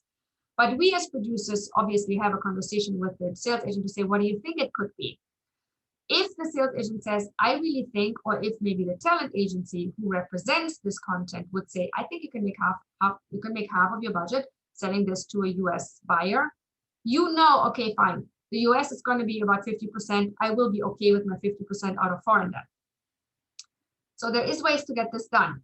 If your movie has a domestic play, you can have your international sales agents drop the sales estimates.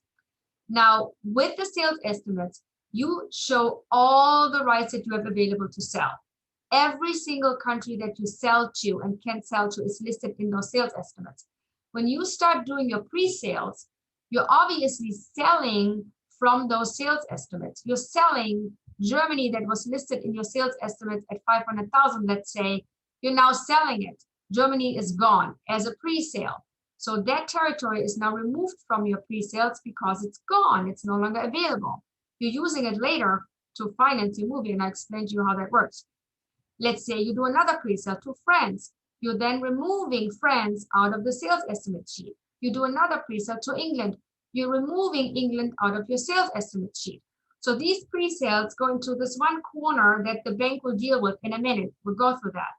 But what you're left with in the sales estimates are now all the rights you can still sell, because you have a bucket of rights in your sales estimate sheet. These are all the rights in our bucket.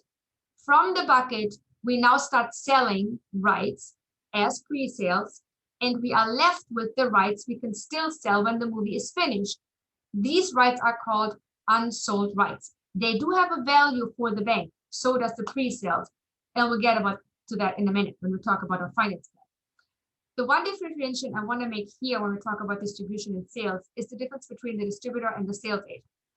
It is very important that you do not make your sales agent the distributor.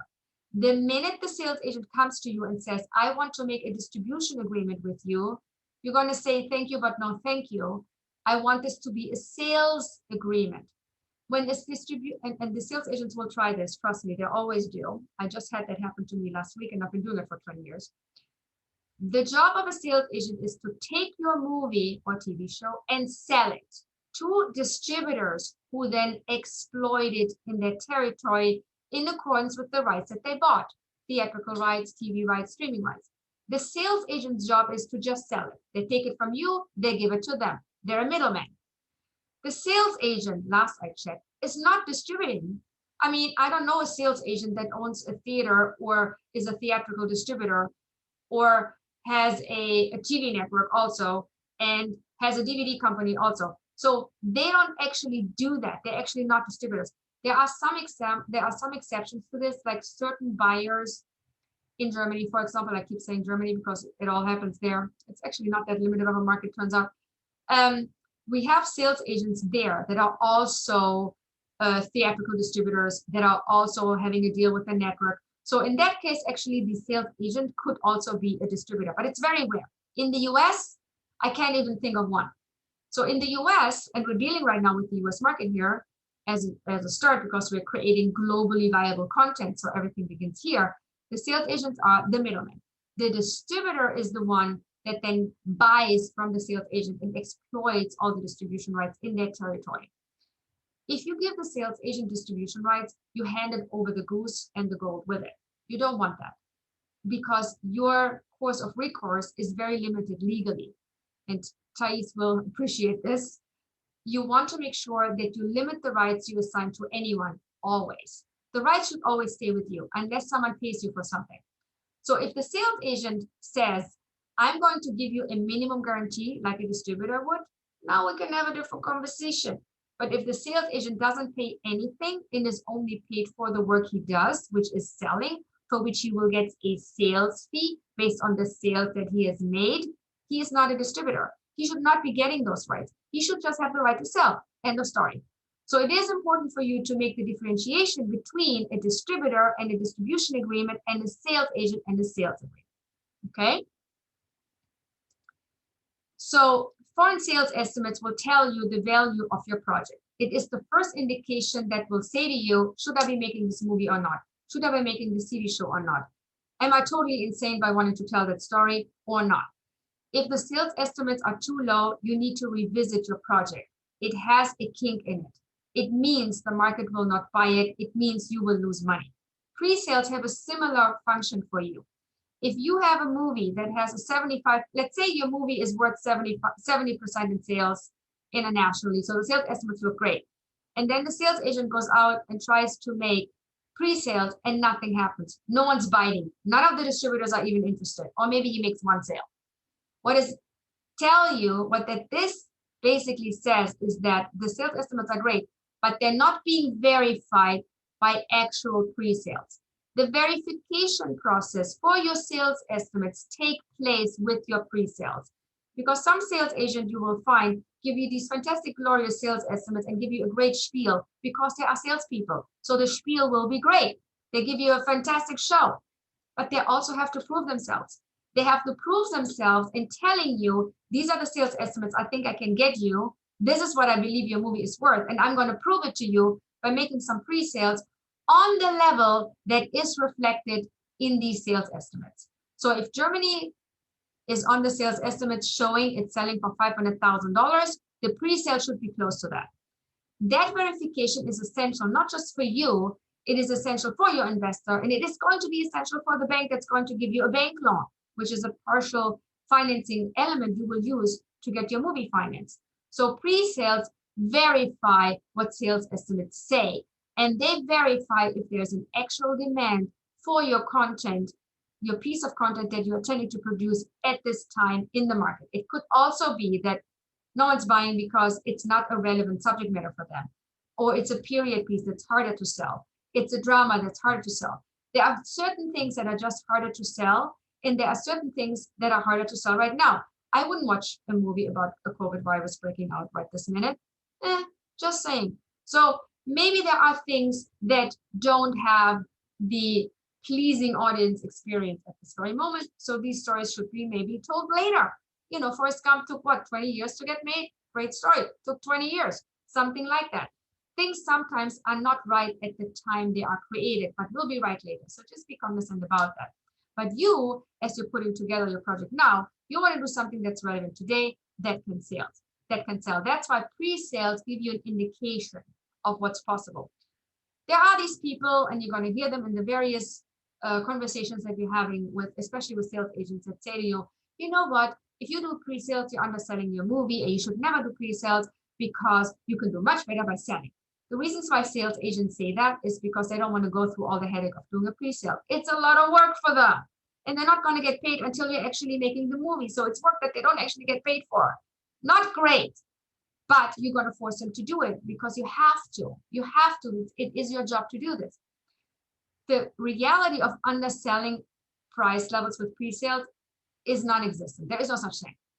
Someone who wants your movie and is pre-buying it is because they really want it, and they don't want anyone else in their territory to have it. They pay for this. Now, the other side of the coin would be you're not selling, you're making the movie, you're screening the movie at the festivals, Cannes Film Festival, AFM, wherever. And now the buyers go look at it and say, oh, well, maybe I want it, maybe I don't. I'm just going to give them X. And they know that in that same country that they're coming from, there is 5 other buyers. And they all talk to each other. They say, did you see the movie that Matt was producing? Yeah, it's okay. Well, how much are you giving? Well, I'm thinking of giving this. Well, I'm just going to give that, and I'm just going to downball it. So they all talk to each other. So now the prices go down. And because the buyers know you're going to have to sell the movie into their territory, they know you're forced to sell it somewhere. They now have you by the balls, right? If you have them, yes. If you don't have them still, they have you by the balls because they know you have to sell it to them. This is where pricing drops. On none of the movies, I have to tell you, did I make more money selling it versus pre-selling it. And I did a few. I did over 40 of them. So it is something that I can tell you honestly is bullshit. Underselling yourself by doing pre-sales, that conversation is a conversation to be had for someone who's lazy. So don't go there. The foreign box office risk we talked about, you don't have foreign box office risk. It's something you want to also stress with your investor who will tell you, well, if you do a movie and what if it tanks? You know, this is what investors know. They always know about these movies, they tank in the movies. You say, it's all good. You don't have to worry about it. We got our money up front. We don't care if the movie makes it or not. this will appease an investor and a great sales tool for you to be able to translate to them. And the minimum guarantee is exactly what that is. It's a minimum that gets paid to you, guaranteed, no matter what the movie is going to do in the territory that you're selling it to, even in the US. So this is something you have. It's a different word for license fee. It's a different word for, there's 1,000 different words. But for you, important to know is it's a minimum that is paid to you no matter what. The way sales estimates are established is by the sales agent reading your script and looking at your attachments or your intended attachment and telling you, this is what I think this is worth. It's a conversation that you have with them that is not just to do about what is the story, what is the genre, but really about how you elevate it through the talent attachments that you're planning and the budget you're going to try to produce it for. So the sales agent will be a great guide for you to do this right and to be able to optimize the sales estimates that he or she will then be issuing to you. But these things can change. So let's say you're doing a movie today, the sales agent gives you 70% or 75% to be estimated to come from international distribution, and you're intending to cast Reese Witherspoon, and Reese Witherspoon gets sick, and now you have to find someone else. You're getting into the packaging, casting, turmoil, you have to reinvent your project. It's all going to take time. Problem, because if too much time passes, the sales might not be the same, the estimates might not be the same. Or if you do it with Reese Witherspoon and Reese Witherspoon movie comes out in 2 years, no one cares about Reese Witherspoon anymore, you're also in trouble. So there are a few things that you cannot foresee that happen in the marketplace. You need to know them. And the way to get around them is to make sure you don't let too much time pass from the creation of your project, the sales estimates, to the fruition of your project. That's kind of the ideal. It's not always possible because, again, Forrest Gump, 20 years. You have to just know things can change. So sometimes you have to update your things, you have to update your sales estimate, and you have to update your project to keep it going that way. The Hollywood Reporter did a thing where they published what they call the Hollywood Reporter going rate. I've put, by the way, I'm going to send you this PowerPoint. I put this here on a sheet, it's also in the modules. And what that basically shows you is how much money can you get from these territories if you do your movie in these kind of budget ranges. Now, this is the Hollywood Reporter. It's not a sales agent. So I would look at this with, you know, having ranges in mind. Not everything is the same. Your sales estimates are very much driven by the actual project and they vary greatly. But this gives you kind of a range.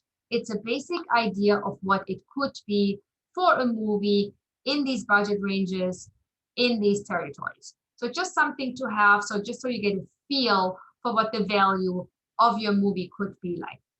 Just, you know, something for you to look at. You don't have to go through this. I'm going to send it to you, but still just know this is available for you as a resource. Now, let's talk about pitfalls. Distribution is the most important thing for you in the sense that this is what makes you the money. If you don't watch every step in that arena when you are thinking about distribution, which you think about the minute you think about creating your story and working on the script and optioning that script, you immediately think about distribution. You have to, because without that, you're already asking for trouble.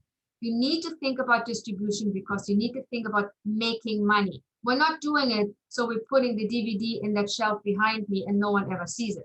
We're doing it so that people are watching our movie and that we can make money with it. And we're doing it, if we take other people's money to make the movie, it's actually our responsibility to be due diligent and diligent about it. So we have to do our due diligence in the field of distribution. So sales agent and distributors are responsible for revenues. Therefore, you don't want them to get their hands on them.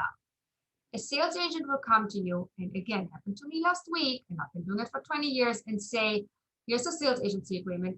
I'm going to do these sales for you. I'm going to collect the money that comes in from the distributor. I'm going to deduct my fee, and I'm going to send you the balance. That is an absolute no-no. Yet, a majority of producers in this industry today do exactly this. They're idiots. I'm just saying. There are options. There are kind of like escrow companies, I call them. In our industry, we call them collection agents. And that's why the last portion there says a collection agent is a must. I do not want you, any one of you, to ever do any project without a collection agent. Here's what a collection agent does. Their account number will be the one that goes into the distribution agreement that the sales agent does. It's an account that is set up by this collection agent, who's basically like an escrow agent for your project. Everyone can see what's going on there. Your distributor, your sales agent, your cast, your producing partners, you as a producer, your investors. These account statements will be shared with everyone.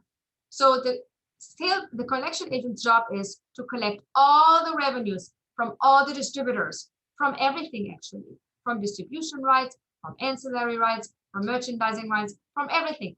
All the revenues connected to your piece of content would go into this collection account.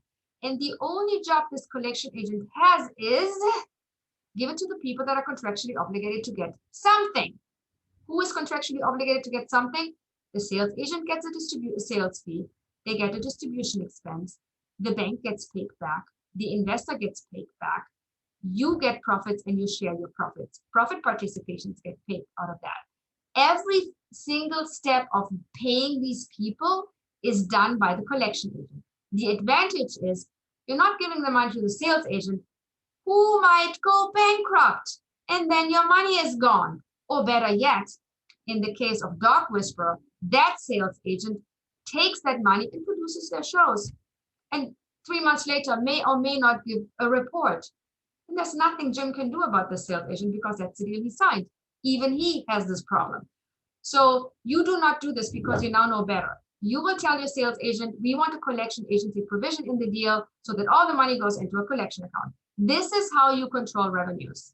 All the distributors that you sell to, that the sales agent sells to, pay into this collection account. No questions asked. This is where everything goes.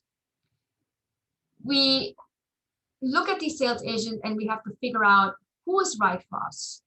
Well, where do we find these people? How do we know who we should be working with?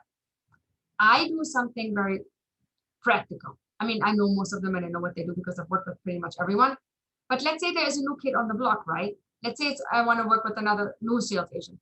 I go to either IMDb Pro to look for projects that are similar to the one I'm producing that have been produced. And I look at who's selling, who's buying, who are these people connected to this. This is my research. So I will look at the sales agent who sells something similar in a similar budget range. And that is the person that I will connect with either at the film markets, American Film Market, Cannes Film Festival, Berlinale, Sundance, wherever I meet them. Or I just send them an email and say, I'm working on this project. It's fantastic. You should have it. Take a look. But I do my research early on by really making sure that I put a list of sales agents together that know how to sell my stuff. I'm not going to a sales agent that is known for selling low budget horror films with my $20 million comedy. That's not going to work. And here is why. The buyers, the distributors, wouldn't even go to his booth trying to find something else. They know this guy from selling horror movies. They're not going to go there to find my comedy. So looking at the lineups, meaning the content that sales agents are selling at these film markets, is also important. Is it a certain genre that they're good at? Do they just do horror? Do they do kids movies? Do they do family? What do they do? What is their lineup? And it's usually driven by like a genre or a brand, because the sales agent also want to be known for a certain thing that they sell, because it shortcuts the conversations that I have to have with buyers who look for something else. But I don't want to waste their time with someone who wants a comedy if all they sell is horror. So it's good for both parties. So do your research in A, what is the sales agent selling? B, who is selling what so I can talk to them. The last thing you want to do is also give your movie to a sales agent who has 15 different movies selling at the same film market. You don't want to be one of 15. You want to be one of 3. You want to be one of the 3 new titles that he's selling at the Cannes Film Festival. You want to be one of the 5 new titles that he's taking to the Berlinale. That's what you want to be. You don't want to be one of 15 or 20 or even 10. You need to know and ask this man or woman, how many titles are you taking to the next festival or the festival that you're planning on taking my movie to? It's a very important conversation. What rights should the sales agent be given? We talked about this. Sales rights only, no distribution rights. So let's talk about the fees that these people make. They're pretty much all over the place, but you should know what they are because you need to know what to ask for. the sales agent should, with a higher budget project, make around 12 to 20%. They were talking about a budget above $7-8 million. Under that, they might get more. So the lower the budget, the higher the sales fee. But you shouldn't pay any more than 25% to anyone. And you only pay up to 35% if they give you money up front, if they pay a minimum guarantee, if they pay some kind of advance. That's when they can ask for more money. And that's okay because they're taking risk with you. But if they're not giving you money, 25% is your stopping point. You will not pay more than 25% to anyone. The last thing you need to know is that you need to hold your sales agent accountable. Here's how it works. Sales agents comes to you and says, I'm going to make you $750,000 from international sales on your $1 million movie. And you're like, yay, I'm going to make all these pre-sales. I'm going to get you your 35% pre-sale, no worries. And you're like, yay. And I'm going to be totally bankable. And you call the bank up and they say, no, he's not. So the first thing you do is when you talk to sales agents and you have someone that you picked out that you're not comfortable with, the next thing you do is you're going to call an entertainment bank that you're thinking of working with. Anyone, Comerica, Mercantile, all the entertainment banks that we know that are in this industry that give loans to movies. And you ask them, I'm thinking of working with Joe Schmo over here. Is he bankable or not? They'll tell you, probably not. Or yes, we've done deals with them on other movies. And yes, absolutely. The answer needs to be yes. And that's the first thing you need to know. The second thing is these numbers, these sales estimates are reviewed by your bank. The pre-sales are going to be reviewed by your bank. So the bank will tell you, these sales estimates seem okay. The pre-sales are supporting the estimate, so that's okay. And we will also give you money for unsold rights. All of this is great. But you need to make your sales agent accountable by saying, you gave me these sales estimates.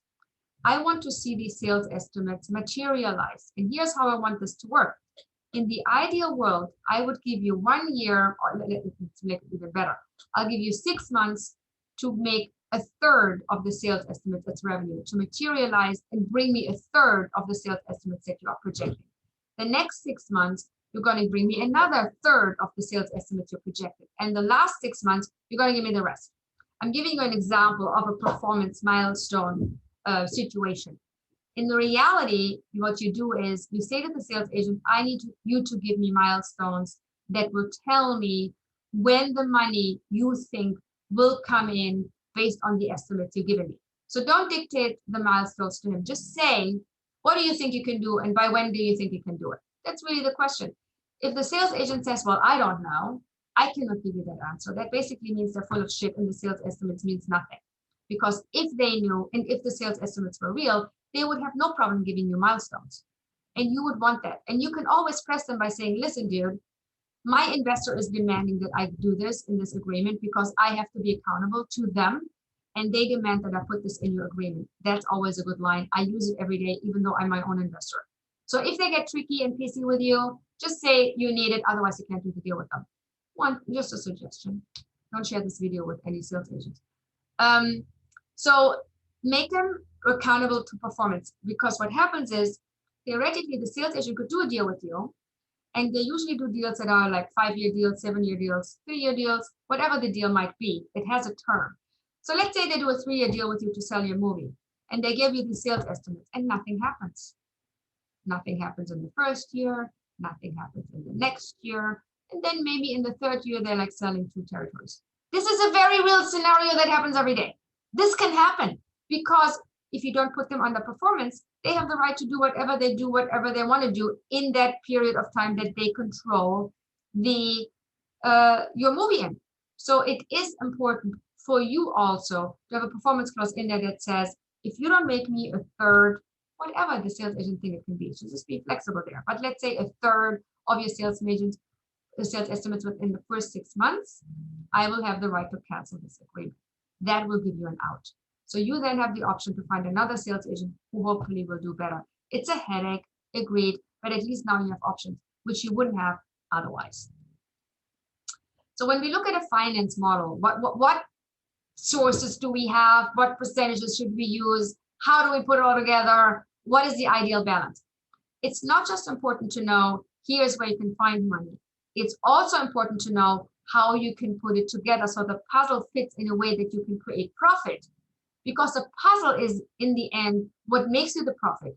The sources are what they are, but if you don't put them together right, you're in trouble. So I always say, if you can make the sales estimates for international distribution revenues to be anywhere from 70 to 75%, that's a good start. If you're able to reach a third of that as pre-sales, so if you do 30 to 35% of your budget in pre-sales, you know your movie is worth something. The other side would be, if you don't do any pre-sales, you have to think about, why is no one buying my movie? Why do you want to produce a movie that no one wants? That's really what you should then think about, because that's exactly what's happening here if you don't do pre-sales. The banks will give you money, and here's how that works. There are two kinds of loans that you will talk to the bank about. One is a pre-sale loan and one is a gap loan. The pre-sale loan is exactly that. You make your pre-sales, you have, let's say, 35% altogether in all your pre-sales. You have like 10% from Germany, you have like 10% from France, you have 10% from Spain, you have 5% from Greece. 35% altogether is what you have, and you have 4 contracts or 5 or whatever, how many that was. These are just pieces of paper. It's great to have that piece of paper and to have the pre-sale, but they're not, how do you turn them into cash? You need to turn them into cash because you need to use them to finance your movie. You take these contracts and you hand them over to the bank. The bank says, oh, you have this distributor in Germany, great. You have this distributor in Spain, okay, we know them. You have this distributor who bought for France, and you have this distributor who bought for Greece. Okay, got it. We're going to take these contracts and we're going to give you money for them. That's called an asset-backed loan, because you have an asset, which is your contract. You give it to the bank and they say, thank you for these contracts. We're now giving you money for that. Great. What happens later is when the distributor pays, they pay the bank instead of you. And that's how that pre-sale loan gets paid. Done. The second part is the gap loan. Remember earlier we talked about the sales estimates as a rights bucket, the pre-sales leaving the rights buckets because those rights are now sold, and the rest of the rights that are still available to be sold are called unsold rights. If we take our example where we say we got the sales agent to estimate 75% altogether is going to be in our international rights revenue bucket. We now pre-sale 35% of it, so the 35% are gone. We're left with 40% in the sales estimates bucket. This 40% of rights we can now still sell. The bank looks at the 40% and says, oh, that's great. I give you half of that. I give you 50% of the unsold rights as a loan. And that loan is called a gap loan. That's what banks do. They do it with bankable sales agent. They do it with projects that they feel comfortable about. If they're not so comfortable, they might just give you 10%. And if they're not entirely comfortable, they give you nothing and all you get is the pre-sale loan. It depends on your project, depends on your sales agent. But you do have the option to get a gap loan of up to 20% of your budget. That's the cap. So no matter how much unsold rights you have available, maybe you have 50% unsold rights available, they will only ever give you 20% of your budget. 50% unsold right would theoretically translate to a 25% cap because it's always 50% of whatever you have left in unsold rights. But again, caps at 20% of the budget. This is something you need to know. This is an unsecured loan because you haven't actually made those sales yet. And that's why the bank requires what I refer to as a 200% coverage, meaning they cover their ass twice. If they give you a gap loan of $1 million, they need to see $2 million in rights available that can still be sold. $2 million in unsold rights. That's what they need to see. Any questions about this so far? These are the main things for you to know. Let me do one more thing. There is obviously the option for you to shoot in a region where you can get a tax credit, a subsidy. We know about Georgia, Chicago, New Mexico, and so forth. What happens is you go into the region, you shoot your movie, you get your money afterwards. In order to be able to use this as a financing component, you're going to have someone give you a loan of what you will be getting from the tax incentivized region, let's say Chicago, after you shot the movie there. So there are lenders that would actually give you a loan based on an assumption of what you will be spending, based on an assumption of what you will be getting. These lenders will then be paid back straight from the state. So if you do a movie in New Mexico will pay your lender. If you do a movie in Chicago will pay your lender. And here's why there's two beautiful things about it. A, If you do a deal with a lender, and I had this happen to me, there was a beautiful tax credit in Iowa, 50% of the budget. I was one of the first people to go there and get it. I had a company cash flow that tax credit for me based on my budget. Here's how much money I'm spending in Iowa. Here's how much money Iowa will give me when I'm done with the movie. And here's how much money I get as a loan from this incentive lender. And then I used that loan, which was about $5 million, to put into my movie, which was Experiment with Adrian Brody and Forrest Whitaker. 5 minutes later, Iowa went belly up. The tax credit program ended. It was done with because some idiot producer bought a Ferrari with that money. Not kidding, actually happened. So Iowa said, we're not going to condone this. This is stupid. You guys we're giving you money and you're misusing it. So they stopped the entire program. I did everything right, so it was fine. But what happened here, theoretically, if this happened while I was shooting, if this would have happened with me expecting to get this money, I would have now lost $5 million that my investors are counting on to come to them. And so do I as a producer. But given the fact that I got a loan in advance that I paid a fee for to this lender, the lender now takes the risk of dealing with this state. That risk is no longer on me, it's on the lender. I pay the lender very handsomely. My lender got 25% of what they gave me as a fee, which is a feisty fee for giving me in advance for that Iowa credit. Now you go deal with the Iowa headache. They ended up suing the state of Iowa. Thank God it didn't have to be me. But for you, that means you are no longer liable for any changes that can occur in the tax incentivized region. And these changes happen all the time. Puerto Rico changes their mind. What are they doing? Chicago changes their mind. Georgia changes their mind. They always change their mind about what is eligible, what is not eligible, how much money they give you, if they still have money left, what's still in the pot. 1,000 things can happen in the state. You do not want to deal with it. You have enough headache producing your movie as it is. There's not a headache you want. The other beautiful thing is this is money that you do not have to pay back because it is an incentive. It's given to you as a credit. It's given to you because you're shooting in this production incentivized region and you're supporting the region by shooting your movie there. This is a non-recoupable finance source. This is free money to you. And it's very important that you have this in your finance plan because it's going to create profits for you later. Things like in-kind deals, mezzanine financing, production integration. Let's talk about that real quick. In-kind deals are things like the post-production house wants to really do your movie and they say to you, Matt will maybe talk about this, or Viviana, they say to you, you have all this visual effects happening, you have all the post-production happening, we want to do the movie with you and we're going to allow to defer 50% of the cost to later. Meaning at the time of your putting the movie together, putting the financing together, you're only paying 50% to the VFX house or the production house, and they will make the other 50% from the revenues. So now you have a deferment, which makes it for you easier to finance your movie because you have less to finance. Mezzanine funding is basically a gap lender that gives you money based on the rights that you still have to sell. So it's as a loan that comes after the gap loan. So if you look at how you pay the loans back, the gap loan would be paid first, goes to your first bank. The mezzanine loan, which is usually around 5%, not more, would be paid after that. And last, you have your equity. The equity is the most important part of your financing because that is the person that will also help you package. That is the person that would also help you get offers to cast. That is the person that will help you pay pre-production. So equity is an important finance element that you will need to talk about early on. And the way you get them hooked is by explaining this beautiful finance plan to them and say, this is something you should do. It's the best thing after sliced bread. So this is where we go with our project business plan in the end. Product integration and brand sponsorships. These are things that are very important when you do a buy-on. So let me quickly talk about what a buy-on is. I have actually done 3 of those where I went to a network and said, I'm producing this TV series and I want this to be aired on Saturday in prime time on your network. And the network says, we need this to look like a show we would have commissioned and produced with the network. Needs to be high quality production, needs to be high quality show, needs to be what people would want to see on our network and they're used to seeing on our network. B, it has to be done a certain way that it doesn't hurt our network standard practices, meaning there can't be swear words in there can't be nudity in there, alcohol, all these things that certain networks want and need. These are the 2 things that they want you. The buy-on scenario is therefore only available to producers that have a track record.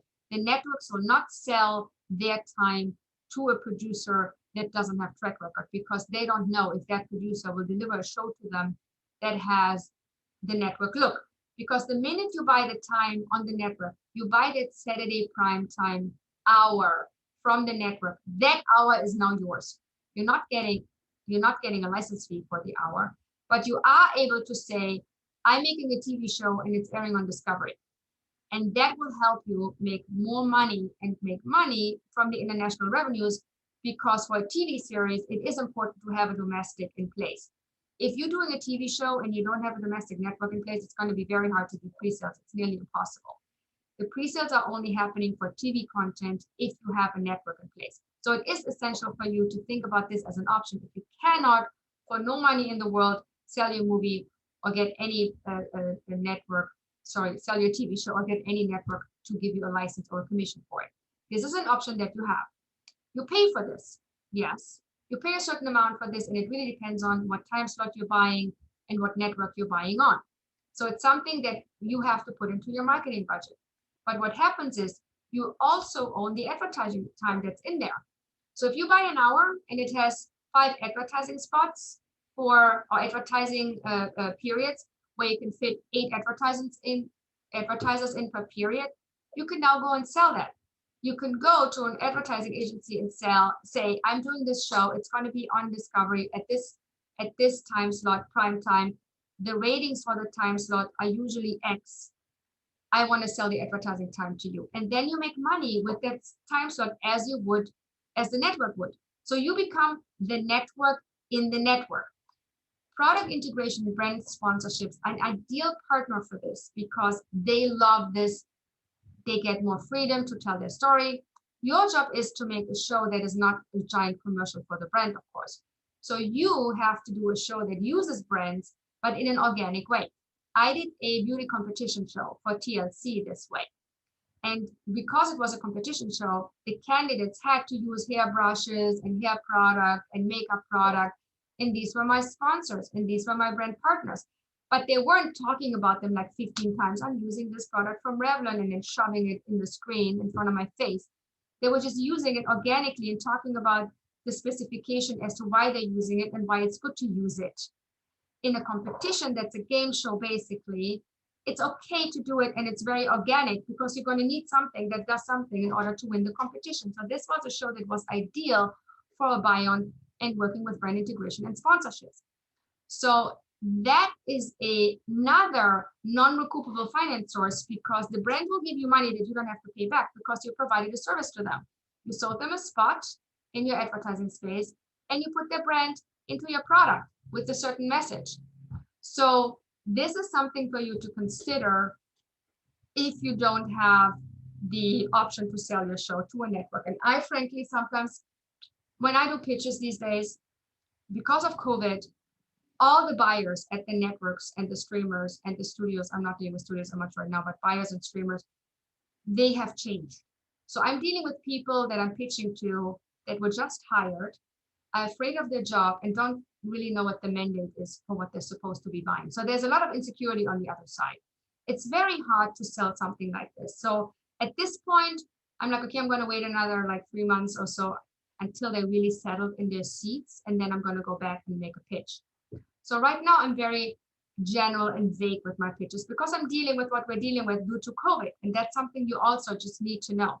So what you do is you take that under consideration and think about the possibility of talking to your investor by increasing the budget to allow for a marketing fee to do a buy-on, because that gives you the best of both worlds. Yes, you don't have the US revenue, but you only don't have the US revenue for the first window, which in this case is only a 3-month window, because the buy-on only requires 3 months. You don't need more. So after the first 3 months and it went on Discovery, you can sell it on another network, or you can sell it on a streamer, or you can sell it to Amazon, or you can do whatever. So you do have other options for revenues from the US. It's just not going to be the premier option, but it's going to be lesser of a headache because you can tell your sales agent that is selling your show internationally, my show is on Discovery, go sell it to the world. Okay, so that's it for that. I'm going to make a little tiny finance plan here to show you what happens when you kind of plug in these elements that we just talked about and what that looks like in regards to profits. So let's say we're doing a movie for $1 million. And we have to cover that budget with the financial elements that we have available. We're going to go and use a bank loan, we're going to go and use a subsidy loan, and we're going to do some equity. We're going to keep it simple right now. So our sales estimates were projected to be 75% of the budget. That's great. That's $750. Fantastic. Our pre-sales are going to be 35%. So we're going to make 35% as pre-sales, and we're going to get that from the bank as a loan. And the bank will give us 20% based on the fact that we have 40% left in unsold rights. Half of that they give us as a gap loan. So the bank is basically in essence giving us 55%. And the balance we're going to go and ask the equity investor for. So the equity investor ends up giving us 25%. We're also anticipating to sell a movie for like 25%, which is kind of okay in the US market. So the question would be, how much revenues are we making if we plug all these things in? So here we plug them in. We have 35% pre-sales, we have our gap loan for 200,000, we have our subsidy loan because we're shooting in the subsidy region that gives us 20%, and we have the equity investment. So we have these 4 finance sources that make up our budget of $1 million. So then we're going to talk about our revenues. We're going to get 75% from international, and we're going to get 25%. So we're going to expect to get about $1 million back. So we're breaking even. But we're going to make another 200,000 if we have to pay all these people because we got 200,000 from a subsidy region. So in this finance plan, our net revenue is 200,000 after we pay back the bank with the pre-sale loan, the gap loan, and we're paying back the equity. This is a very simple finance plan because you do have to pay interest to the bank, and you do have to pay premium to equity, and you do have to pay profit participation, and that would be too much for the first session, but we're going to dive into this. I just wanted you to see what this looks like when we apply all these finance sources that we started to talk about into an actual project, and what the money would look like that we can receive back as revenues. So let me see questions that I have to go. You got, some of you had to leave, that's okay. You can watch the recording. I have a question here. Chris says, how do we go about knowing what sales agents are reputable, domestic and internationally? Chris, to answer your question, and he might be on, still there, he might be gone, is you're going to research these sales agents. You're going to look at what have they done before. Is their lineup matching with what I want to sell? And what is the bank telling me? Is it a bankable sales agent or not? Your most meaningful guidepost will be a call to the bank. The bank will not give you a list of usual bankable sales agents. They can't do that. But if you call them, they will tell you, yes, this is a sales agent we work with and would bank, or this is a sales agent we would not work at. So I hope that answers your question, Chris. Robert, you had a question. Go ahead. 2 quick questions. First of all, you said the bank. I'm assuming by the bank, that's just a rubric for any equity financier, right? You're not going to call up Citibank. No. Bank is equity is not bank. Equity is only bank if you use it. If you use the equity portion to cover your bank loan, which by the way you can do. So it's an interesting question. Let me dive into this. But first, a bank loan is a loan from a entertainment bank like Comerica, like East West Bank, like Mercantile Bank, like Union Bank. All these people give you bank loans for your films and TV shows. These are actual banks that we have in the United States that do support production. So these are actual banks, and they give you these loans that I just described. However, you can work with an equity investor and say, listen, I'm not going to use a bank. I want to use your equity and use it as a bank loan. And I'll pay you the interest that I would pay the bank. You can do that. Or worst case scenario, you tell the equity investor, listen, I'm going to use your equity. I'm not going to use a bank. So your investment is going to be higher. It's going to be 55% instead of whatever it might be.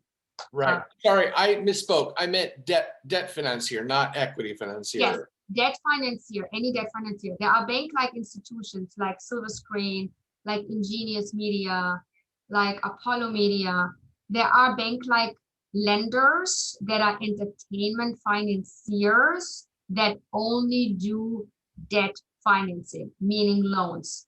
The bank would do. You're absolutely right. Yes, thank you for so yeah, okay, great. So and you could like literally call up Comerica and say, I'm interested in alpha, beta, sales agent, would you work? And I guess the very politically correct phrase would be, not politically, the political phrase would be, would you work with them? And they would say yes or no. Would you bank their numbers is what the question would be. Would you bank on their numbers? Yeah. In our modules, I interviewed for this course Adrian Ward, who I believe he was with Mercantile at the time. He's now with East West Bank. He knows I'm giving this course. And I always tell him, people are going to call you, people are going to email you to ask who's bankable, who isn't. So I'm happy to share, and I think I do share his information in this course. So you're going to be provided with some resources where you can actually ask people these questions so that you can, go ahead and do these things. So yes, you can ask Adrian Ward, dude, is this guy bankable or not? And then the other question was, obviously you're accumulating and keeping track of a variety of information from a variety of sources. Mm-hmm. So is there, do you use Airtable, Movie Magic budgeting? Do you have your own homegrown sauce? What is it that you use software do you use? For what exactly? For just keeping track of everything. I use Excel. I'm old fashioned. Oh, okay. You are old school. Very, very easy. Movie Magic, my line producer uses. And then I export the stuff into Excel because I need to do a lot of things in my Excel spreadsheet. And you, by the way, will be seeing that because there's a lot of Excel spreadsheets in this class. I like Excel because it gives me a lot of options of writing notes. Where am I at? It is my brain, but it's also my financial tool. So it's very straightforward for me, but anyone can use whatever they want to use, whatever helps them to organize themselves better. I like to organize myself with Excel spreadsheets, and I have an Excel for every project where I run the numbers, where I make the notes, where I write down who did I talk to, what did they say, what was the response, who am I doing a deal with, whom I'm thinking of doing a deal with, what are my estimates, I put it all in an Excel sheet that is driven by just the project. That's kind of my brain crutch. Fantastic. I have one quick one before I hand it off to Nick. Do you have a template that? Yes, you're going to get a shitload of templates. Template galore. This class. People go like, great. I have one other question, but I'll wait. I'll let Matt. No, go ahead, shoot. Well, you used a phrase earlier when you said that's bullshit. Pardon my French. And my first thought is, do they have that phrase in Germany? Do you say "pardon my French" in German? You know what? I don't think we have that in Germany, especially because Germans are so precise and it's clearly not French. Right. So no. Okay. I adopted with adopting some of the American culture, sorry to say. Great. Thank you so much. Thank you, Robert. Great questions. Thank you for those. Keep them coming. Yes, Matt. Yeah, I have a quick comment and then question. Comment, I really appreciate your perspective because as someone who works primarily with the sales agents, it's usually like being precarious towards the producer. So I never hear the producer talking about being precarious towards the sales agent. So it's like a great reversal for me, just because usually we're like, oh, do we trust this producer? Like, why would we want to, sign him or sign a deal with this person if we don't think he's going to deliver the materials on time? Is he going to disappear from us? So hearing the flip side of that is great. And then another quick comment. It's very valid because producers do that. I have to actually support this point of view because producers are the most unorganized people on the planet, unless they're German like me. But they are, they're usually very creative. They half the time don't even know how they're going to do anything, finance anything, and deliverables is entirely over their head. They tend to be creatives rather than business people, and therefore this is a valid response. Yes. And then kind of going off that, the MG is interesting too, because I think what we're finding, well, I don't know if it's a new thing or if this is just like pretty common, but the MG payment not coming in until materials acceptance from the distributor. So like we're working with Constantine, and obviously the German distributors can be very specific on making sure every technical aspect is passed. Like they're very on it, as Germans are, and they won't pay the MG until material acceptance, and that could go on for months and you're not going to see $1 because they didn't accept the material. Yeah. So let me say something about that, Matt. And for this first class, I did not want to go into it because it's a 3-month course. But since you mentioned it, the way it works for everyone to know is that when you do a pre-sale deal, the pre-sale will likely require a small down payment. So the distributor, like in Matt's example, Germany using Constantine, will pay anywhere from 10 to 20% at the time they're signing the pre-sale deal. And then the other 80% they pay, as Matt says correctly, after they have checked all the deliverables, after they have checked all the materials and make sure it's technically sound. The bank who will receive that money from someone like Constantine knows this. That's why banks require completion bonds, who make sure that this is delivered to Constantine exactly as Constantine wanted and in exactly the time frame it's expected to go there. We're going to talk about completion bond insurance in a minute. Just know this. This is an insurance that insures your film or television project for budget overages and for the on-time and on-budget delivery of your content to the sales agent, who will then deliver it to the distributor. So the banks will want an insurance that this happens, because the banks also know producers are lamos and they're not organized. Exactly. Well, it's funny because, yeah, the project we're working on right now as a post supervisor and coordinator, we got sort of brought on by the bond company because they didn't trust the producer to finish the film on time. Yeah. So, you know, like it's kind of being brought in as the muscle to like crack the whip and say like, all right, let's get to work and get this thing done because we have to deliver by November and we're, you know, still in edit or whatever. So it's interesting. And then so my question was, if you're a producer and you are looking for a domestic deal, but also pursuing the sales agent route, how do you juggle those two? And if you go into a sales agency agreement, are you blocking yourself from finding your own domestic deal, or can you like get a domestic and then do a sales agent just for international, or like agent Matt, I would do sales agent just for international to start with. Okay. Because you don't know what's going to go on domestic. So, I mean, it would help if when you approach the sales agent, you have some kind of idea what you're going to do domestically, because that will help them value the project. Because if there is a domestic in place, the sales estimates are going to be higher automatically. And if there's no domestic in place, they're going to be lower. So it actually helps the sales agent if you have a domestic deal. If you don't have a domestic deal, don't give it to the sales agent unless they make a play for it and say to you, I want domestic and here's why I'm great at it. Then conversation to be had. Okay. But so, and if you go into a sales agency agreement and you give them domestic, there's no rule backing out of it for the time frame in which they have the deal. Backing out of everything. I mean, I just did a deal with the sales agent where I said, I'm going to pay you 5% for domestic, not the 15 that you want for everything else. And I'm giving you 6 months to do domestic. Otherwise, I'm taking it away. Okay, great. Yes. Okay. Yeah, great questions, Meg. And thank you so much for doing that. Perfect. Yeah, thank you. Let me see what I'm reading here. As a French person, we don't say pardon my French either. Sorry about that, Natalie. Sorry, I wasn't trying to get on the French. I know the French. No, I'm joking. Okay, great. Nice to meet you. Nice to meet you as in friends.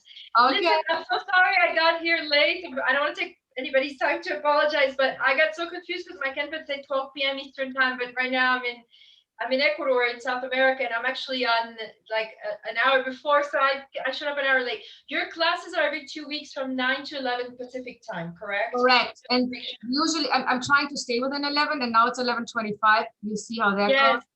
But listen, you recorded the class. Will you post it or no? I will always record the class. They're usually an hour, a little longer, maybe 2 hours max. They are longer today because I wanted to meet everyone first. I want to get a feel for who is here. And obviously, we're not going to do that next time. But I will always record them. So if you cannot make it, don't worry. It's always at 9 o'clock every second Saturday. I actually wrote a welcome letter that I emailed to everyone. I'm going to send the welcome letter that says all the dates for everything. Like I got it. It's just for some reason in my phone and in my schedule and everything just translated to Eastern time. I know the it's not my fault. But great, I'm glad. Thank you so much. It's also an Outlook thing. It's a Canvas thing. It's an Outlook thing, and it's a Google thing on my phone, on iPhone. It all is massive. I have to literally write in the appointments. This is when this is like UCLA class 9 a.m. PT. So I know what I'm talking about. So when I go to Maui, we're staying at our house in Maui, it's like 3 hours earlier. So when I'm there, I'm going to be giving the class at 6 a.m. Maui time, 9 a.m. PT time. I know what you, I'm sorry about the confusion, but No, it's not you, it's me. okay. Oh, great, thank you. Of course. So let me see if there is every other question. I have a question. After reading the two case studies, is the film making a record? It's no profit or loss. Okay, Jatine, can you explain your question to me? Are you still here? Yeah, there you are. Yeah. While I was reading the case studies, I just had this question, like if like, you know, a movie is made and like it's released out there, then like if it meets a break-even point where there's no profit, no loss, then like how do major studios see this thing, and how do like independent producers see this thing? Is there still a loss in any way for the independent producers because they're not like backed used by finances or something? Well, let me try to unravel the question. Are you asking me if the producer has a loss also when the studio has a loss, or are you saying when is the loss occur for the producer? I'm not sure I'm understanding the question. Oh, like if like my just question is like if there is no profit or no loss Yes, for a movie, break even. like is there still like something that's not in the papers, like what you don't see in the your paperworks, that you know that's not accounted for, the loss or profits, like, or is, like, I don't know if I'm I don't making think so. sense. I mean, let me say this. Let me just take one step back. When the studio does a movie, they get money from investors. They Yeah, don't just, use their own money. They too, like we independents, we all get money from investors. It's just different yeah. investors. They take bigger investors, we have small investors, right? They make the movie and they do a Harry Potter, and then they deduct all the things that they deduct, which they contractually are allowed to deduct because it's going to be in the agreement with the investor that says, we're going to do Harry Potter, we're going to spend 650 million in the budget, and we can deduct all these things. We can deduct the production costs, the distribution expenses, the print and advertising expenses. We can even deduct the interest that we're paying you for the money. We're deducting all these things. And after we're deducting all these things, we're going to get to a net revenue component or a revenue component, depending on the wording that they use. That revenue is then what the investor looks at and says, okay, this is money that we hopefully get back. So in our case, Harry Potter, that didn't happen because they're still in the red. Now, when the investor gives the money to you and you're doing a movie, you would say to the investor, I'm going to use this money for the production. And here are the sources where I think I can make money from. I'm going to sell it internationally to through my sales agent, who tells me he can make 75% of my budget back by selling it just to international rights. And I think I'm going to sell it in the US for 25%. So I'm covering basically the cost with these two territories, but I'm also going to shoot it in Spain with Viviana, where I can get 35% tax credit. So this is money that I don't have to pay back. So you talk to your investor and telling them about what your finance sources are. And then you do what I did with this little limited business plan that I just gave you, where you pay all these people back that you have to pay back. And then if you don't have to pay them back, you don't. And then you're left with the net profit, the net revenues. It's not profit yet.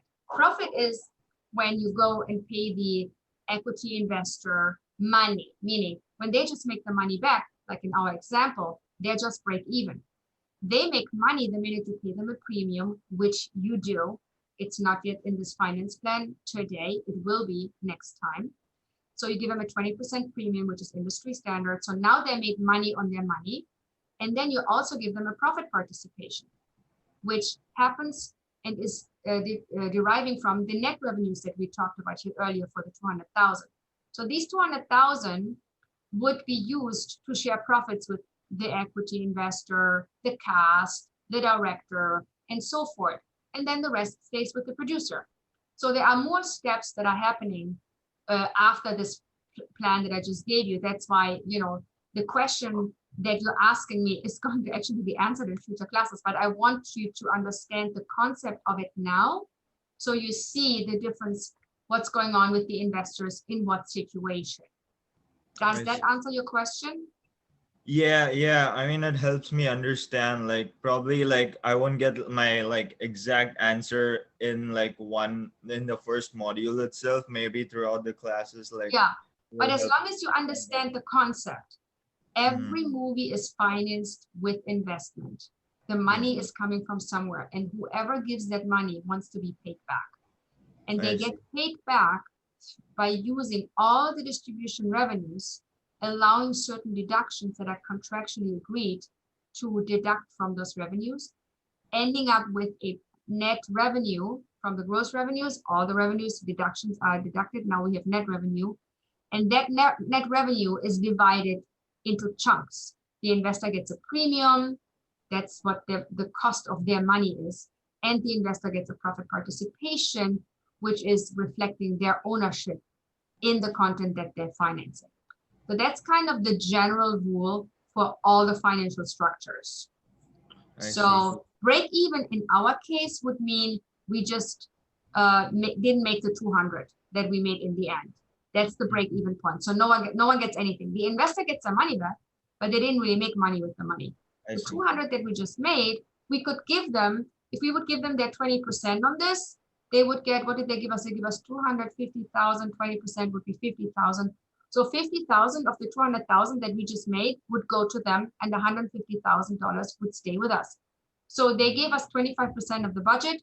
So their ownership, which you'll learn about, will be half of that. So they would also have a 12.5% ownership in this movie. So they get 12.5% also from the 200,000.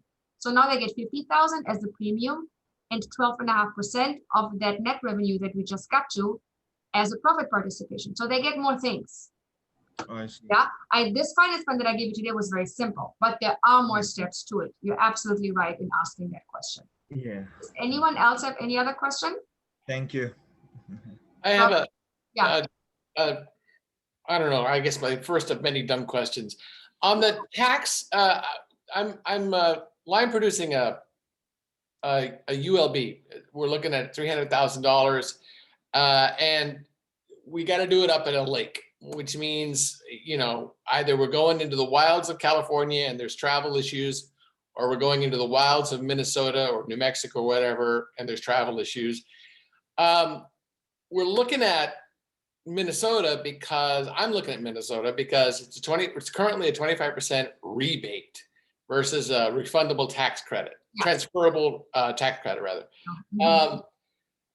But I'm still not quite certain, because I'm still very new at this. What am I getting back? Because taxes, to me, when I hear tax rebate, what I'm thinking is if I'm spending, in LA, basically 10% for sales tax, I'm getting 25% of that back. Is that correct? Well, here's the thing. First, let me say, no matter if it's a tax credit or a rebate, if you work with a tax credit lender, they give you the money up front. So that's something I would consider in your case, or in everyone's case, because otherwise you have to wait until you do your tax return, and then you have to put the movie in, and then you get the money.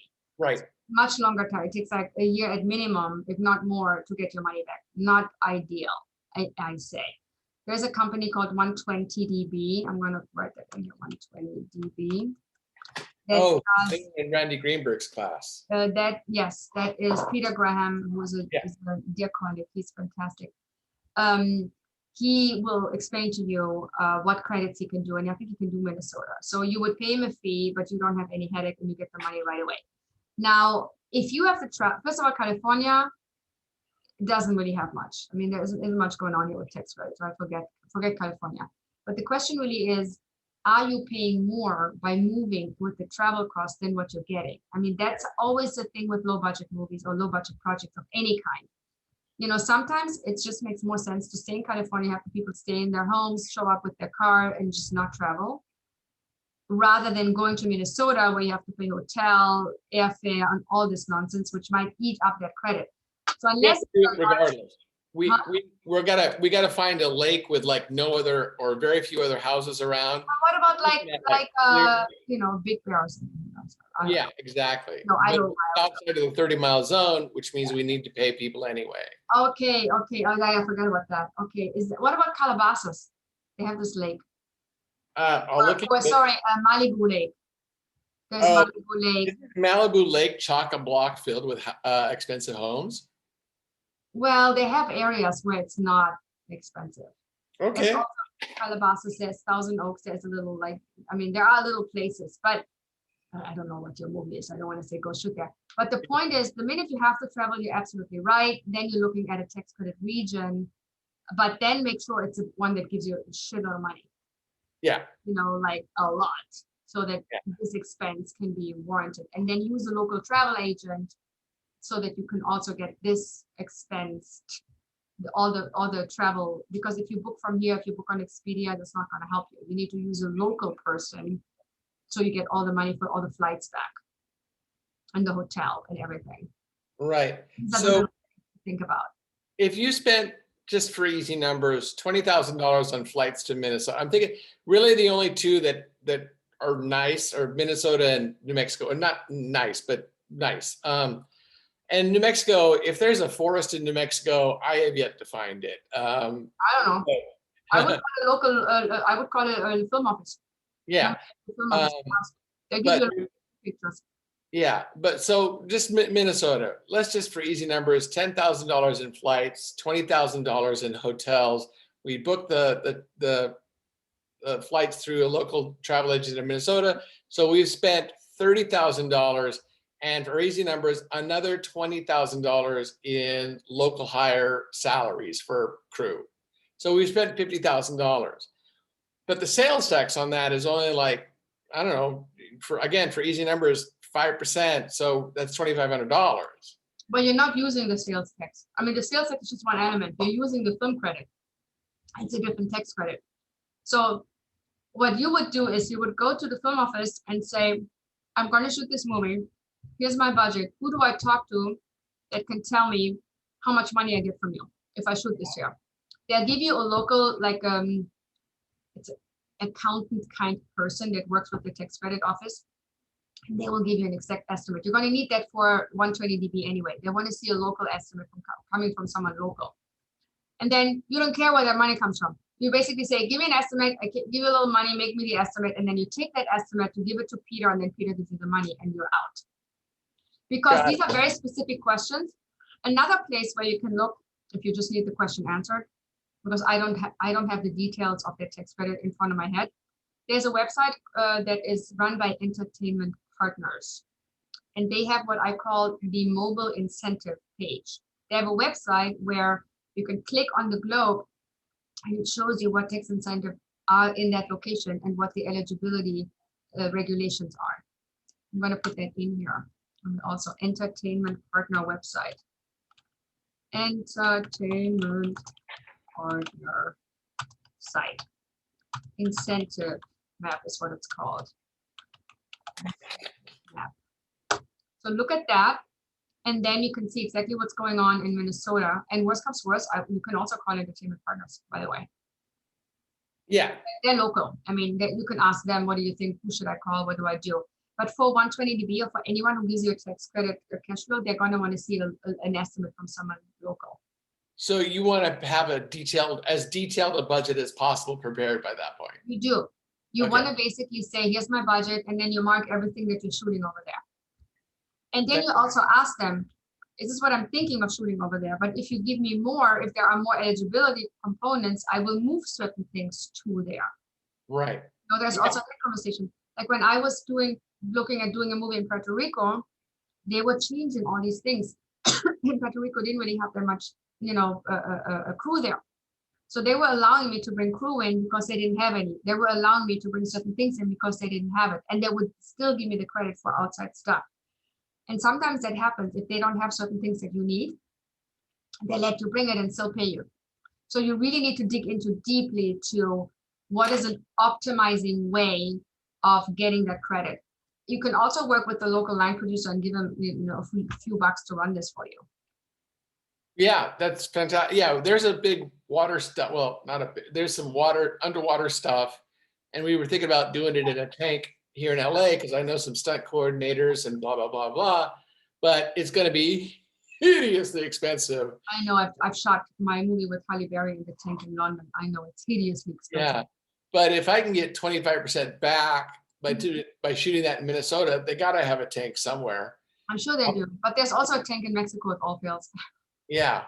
Then that $20,000 stunt becomes 15,000 if I get a fourth of it back. I would definitely look into that. Film office, local film office can tell you if they have a tank, where the tank is. Yeah. You can also maybe put you together with a local line producer that can run the budget for your movie if you shoot it there, because the numbers there might be different. Than they don't have the rates that we do here in LA, so they might have different rates over there for crew. They might be better. And maybe you just take your department heads and just do everything there. It might be better for you. Because if you know, doing it, that's what I would do. Sorry, guys. Hope we're not boring you too much, Robert and I here. Yikes. I will probably be the guy who's asking a bunch of super. Oh, I love that. I love questions because everyone benefits from them. The more questions, the better. So please, no one should ever feel bad about asking any questions, because I know the likelihood of someone else having similar questions is very high.